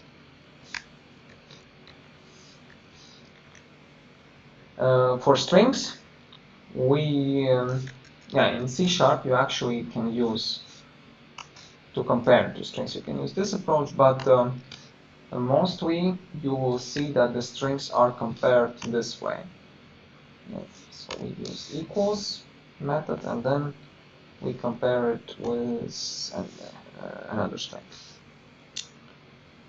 Why this is needed? That's mostly comes from Java, and in Java this is the only way how the strings can be compared. Yeah, of course it returns true or false. But yeah, in C# you can also use comparison to check if they equal or not. I mean this operator. But to compare the strings, so you can actually use this approach. So you say compare two, and then you actually compare the first string to the second string, and you may have three results. So you have -1, 0, or 1. So what does it mean? If you have -1, it means that first string is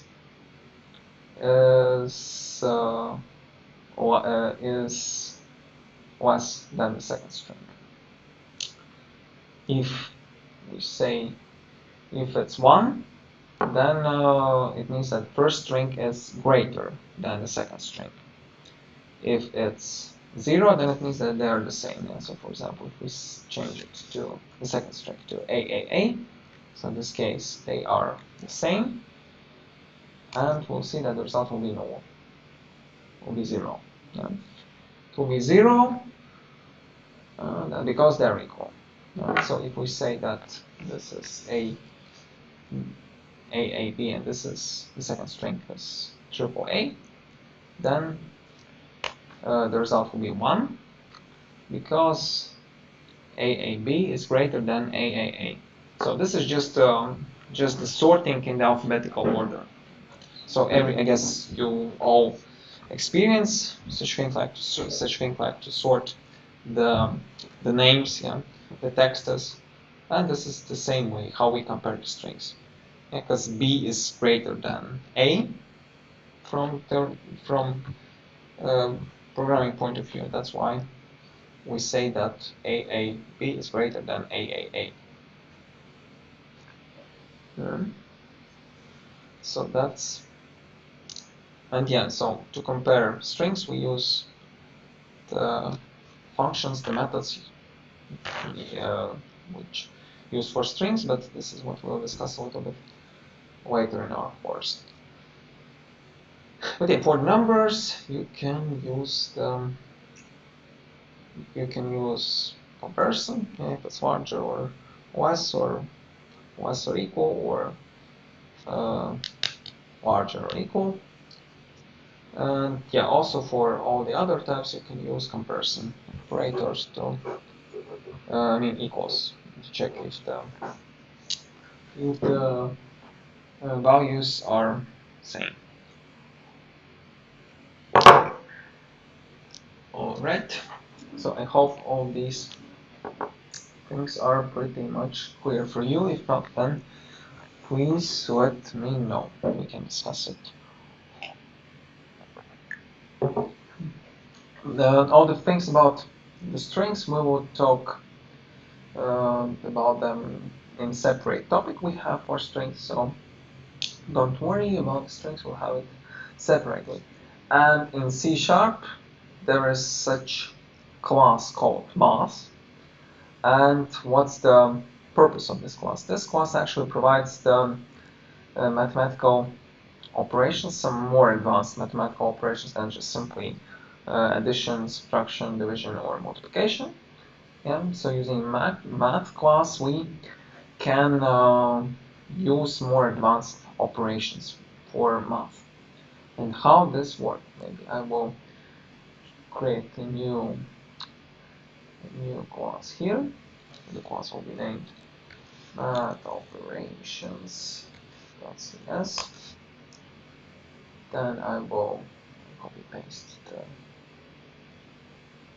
the signature, namespace variables, let's say namespace operations, and the class name would be math operations. Then let's close all the sections. So let's use math class. So what we can do, we have some multiple namespaces here. Let's also use the system. Yeah, actually it's also possible to write using math. So in this case, actually the class math will be used. So you can use the operations defined in this math class. For example, we have max. So let's check what's great. Let's check this operation. So have console, you can write line, and let's say max of I and 12 is, and then we can add, then we can concatenate the string, and so in this case we can actually use max, or maybe let's just simply use math class directly. Yeah, so when you use math class and you use dot, yeah, so using dot in C# you can access the methods, special method, you can access the methods, just simple methods of the math class, and also the attributes of this math class. We will talk about the attributes and methods a little bit later, but for now you can see what, so if you type math class, also use control space. Yeah, I highly recommend you using the control space when you work, when you program in all the languages, because using control space you can see what are the options available for you to write the code. Yeah? So what are the things you can write? You can check it using control space, and yeah, so here you can see what are the methods you can use if you press control space. And actually control space is the tool which helps you learn the programming language, especially if you, for example, you started working on some kind of the language you have not worked before. In this case, using control space you can actually learn the language. This is how I did for one of my first languages I learned. It's called ABAP, Advanced Business Application Programming. There I used always use control space, and I actually, this was the way how I learned the syntax of the programming language. So it's nice too. But for example, let's use max. So that's the method. We have two attributes. It says one attribute and another attribute. So let's write 9 and 12, and we'll see the result. So let's compile the code. Ready for myself. That's math operations.cs, and then also mono operations.exe. Let's compile and run the code now. We can see that it returns the maximal value of two uh, of two values. Also, so the same as for the logical operations, we can also use the combination here. So and maximal, and here we can, for example, type something like maximal of 9 and minimum, so minimum of say 15 and 8, for example. Yeah. So in this case we can do the combination. So here we have 12, but instead of 12 we can use something else. So for example, minimum of 8 and 15. Okay, and so here we can compile and run the code. And here we can see that this value is 9, and so we actually do the combination. One thing we done from the on the previous session, and this is what we can use to make more practice under this theory, is that we can work with the inputs. So for example, let's write the program.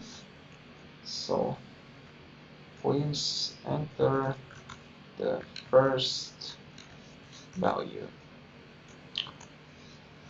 and so here we can get the integer. So we can get the integer. So this will be our variable, and this will be value 1, for example. And I want to read it from console. Yes, so I want the user to type the value and to read it from user input. So how can we do it? As you remember, we have such option to read line. This will actually read the content from the line. But what's the problem here? What's the problem here? So let's compile. I guess it will not compile. Yeah, it will not compile because from the line we read the text. Yeah, and this is what it said: cannot convert string to integer. Because from line we can read the console will read the string, the text, but we want to get the integer.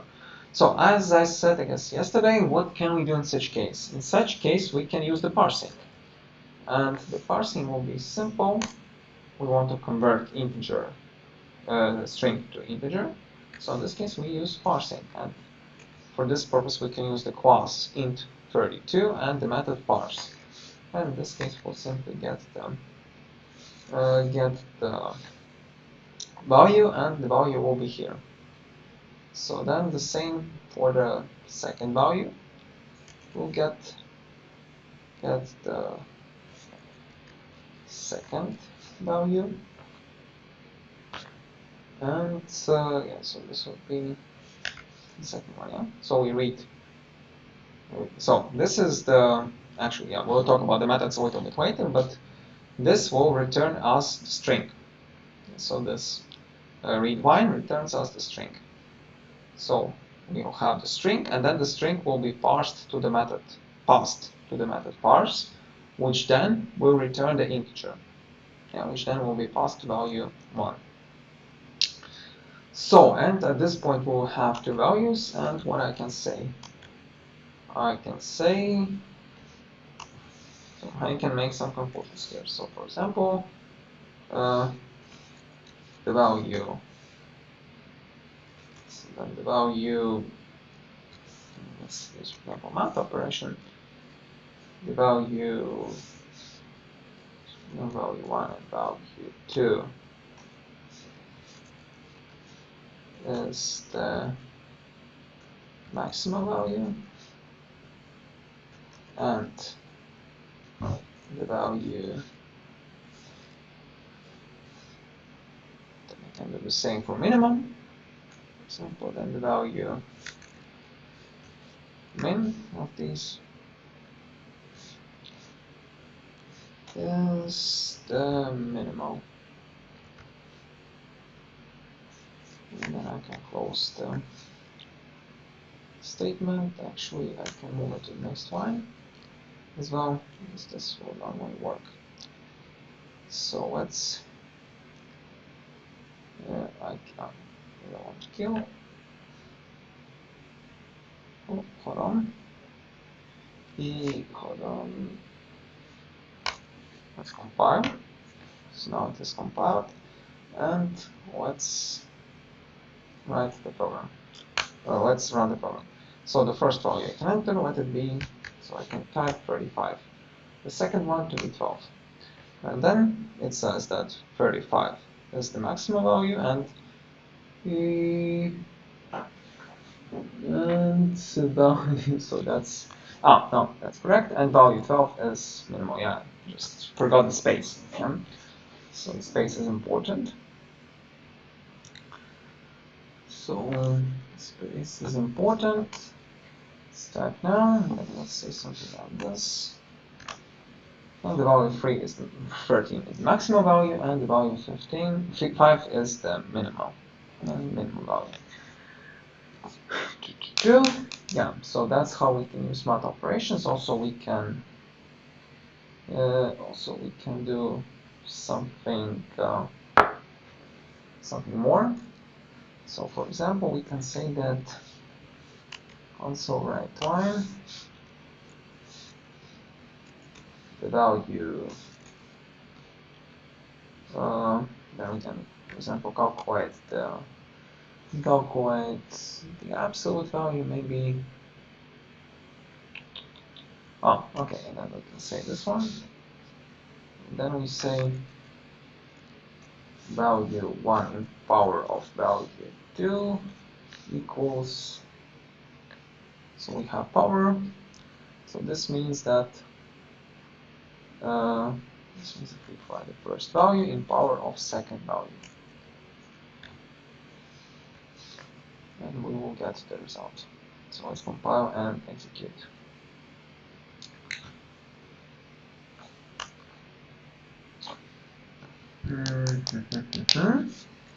So then let it be the value 1 is 12 and value 2, the second value is 2, and then we say that value 12 in power of 2 is 144. Yeah. So for example, and using math class there are different methods there. So for example, square root, you can calculate it, and this will return the result, just square root. Yeah, so there are some math operations. Square root, it returns the square root of the number provided. Power, so the first value provided in power of second value. Random, yeah, so that's random value. Yeah, that's maybe quite important for us. Okay, maybe I guess we can use a new one. So let's say random values.cs, and here we can define the same signature.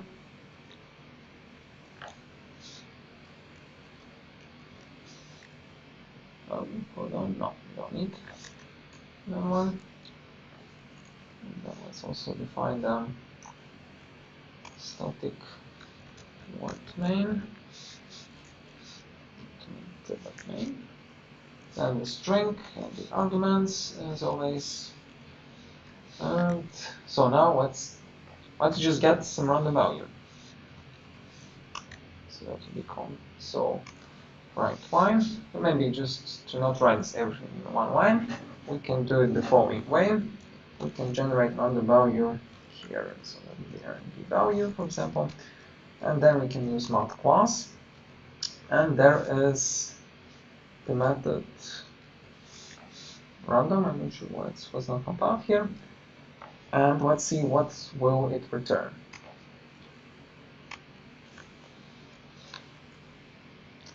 Let's compile it. CS, and let's use this as random class number, something like that. Okay, so let's compile this class, the random values.cs. For some reason it does not contain random. That's interesting. Not really sure why random is not here. Previously that was always here. No. That's strange. One moment.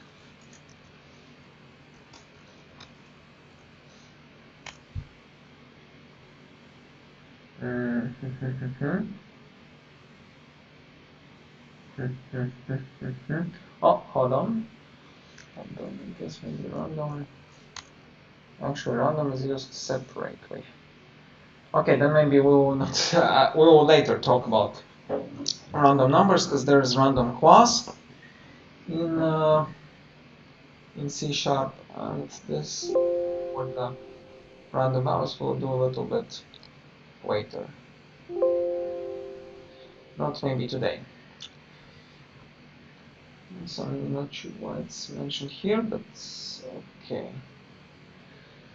So yeah, this is how it will look like. So this absolute value was just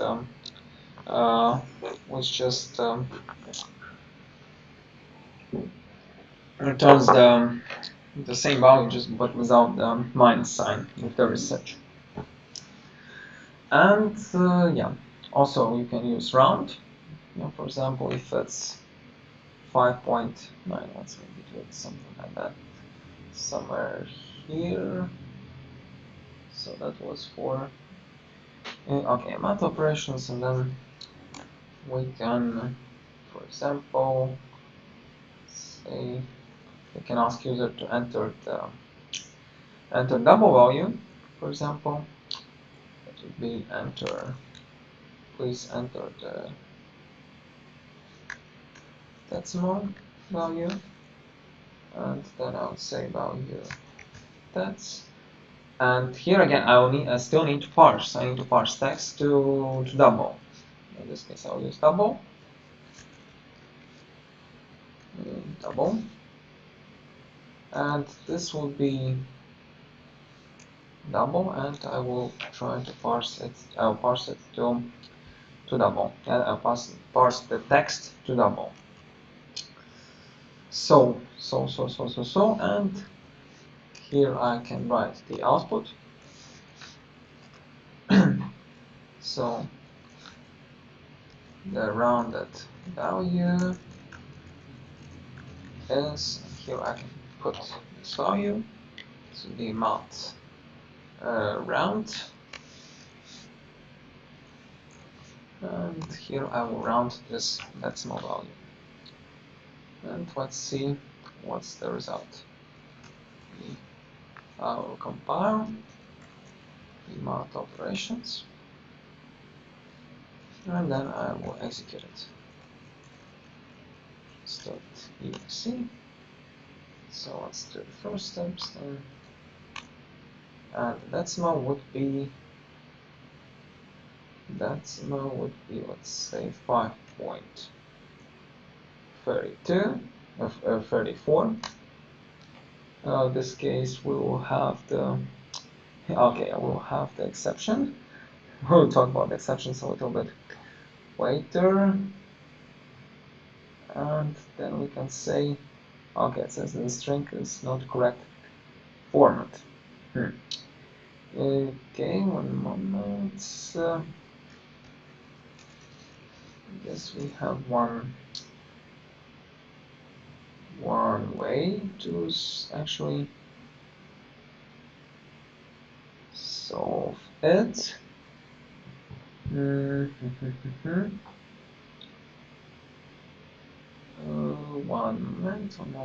moment.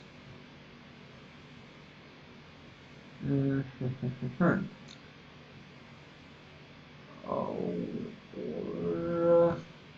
so there's one interesting thing what we can do. We can replace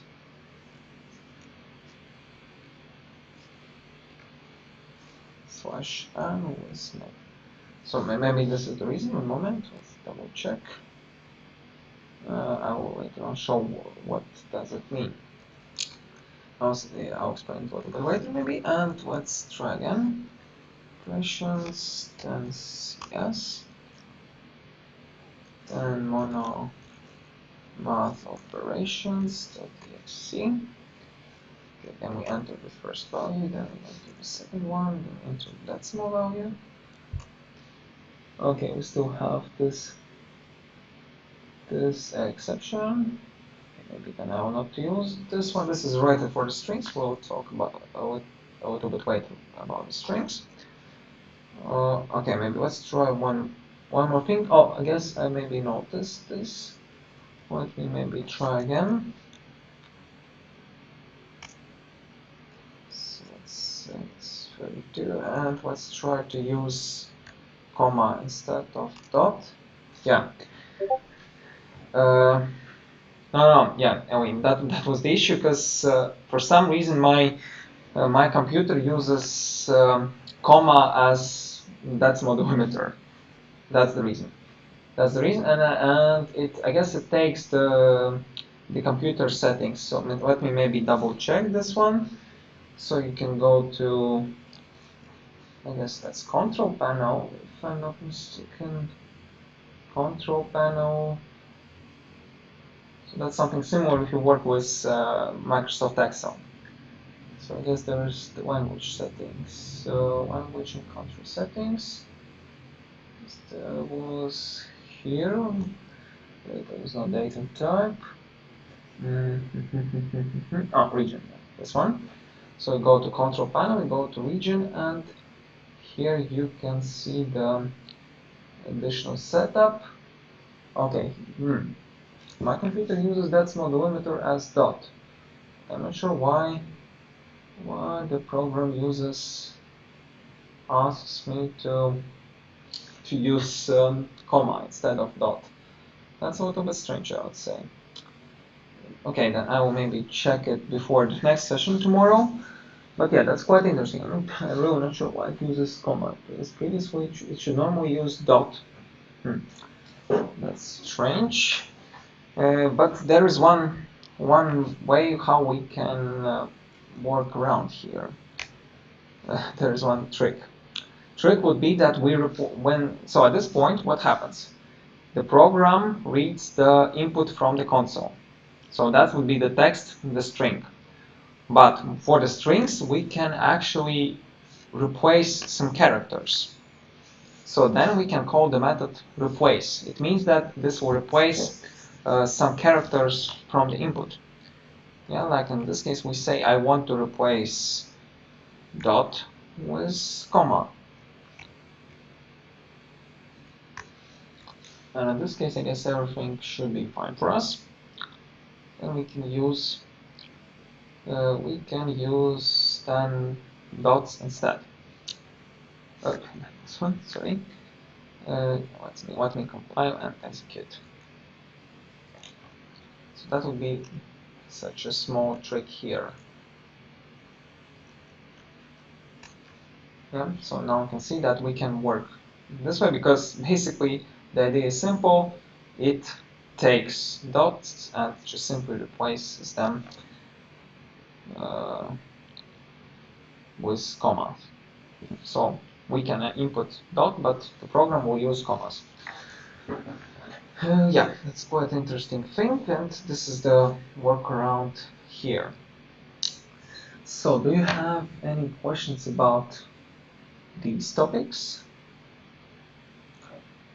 So I guess maybe for some of you it may take a little bit time to understand. So the code will be shared with you. So I can now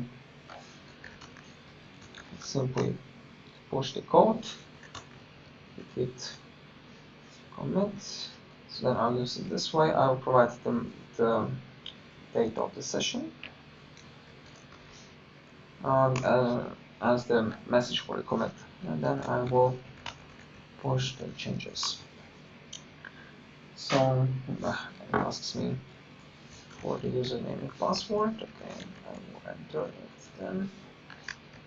But one moment, I guess I have one. Actually, I can simply cancel it. This works. Okay, so now you should have the changes pushed to the Git repository, and you can take a look on them.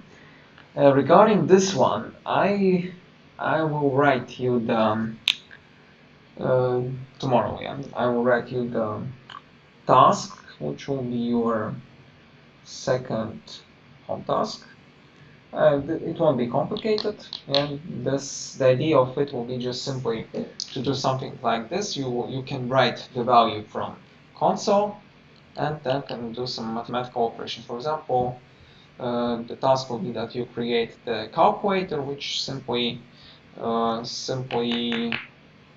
does the addition, subtraction, multiplication, division, and then modulo operations.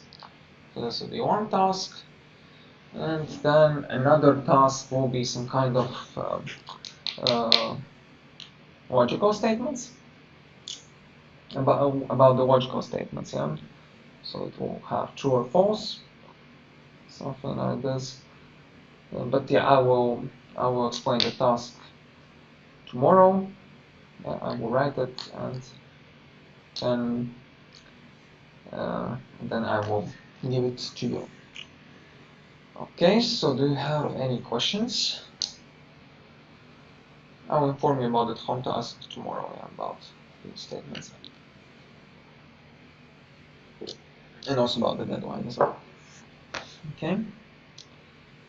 So do you have any questions? Is there anything unclear for you here? But in case you have any concerns, any questions, you can briefly reach me, and also after the session, and then once I have the time, I will reply to you, and we also can discuss it during the next session. Alright, so then thank you everyone for your attention today, and then meet you all tomorrow. Thank you, and have a nice evening. Bye.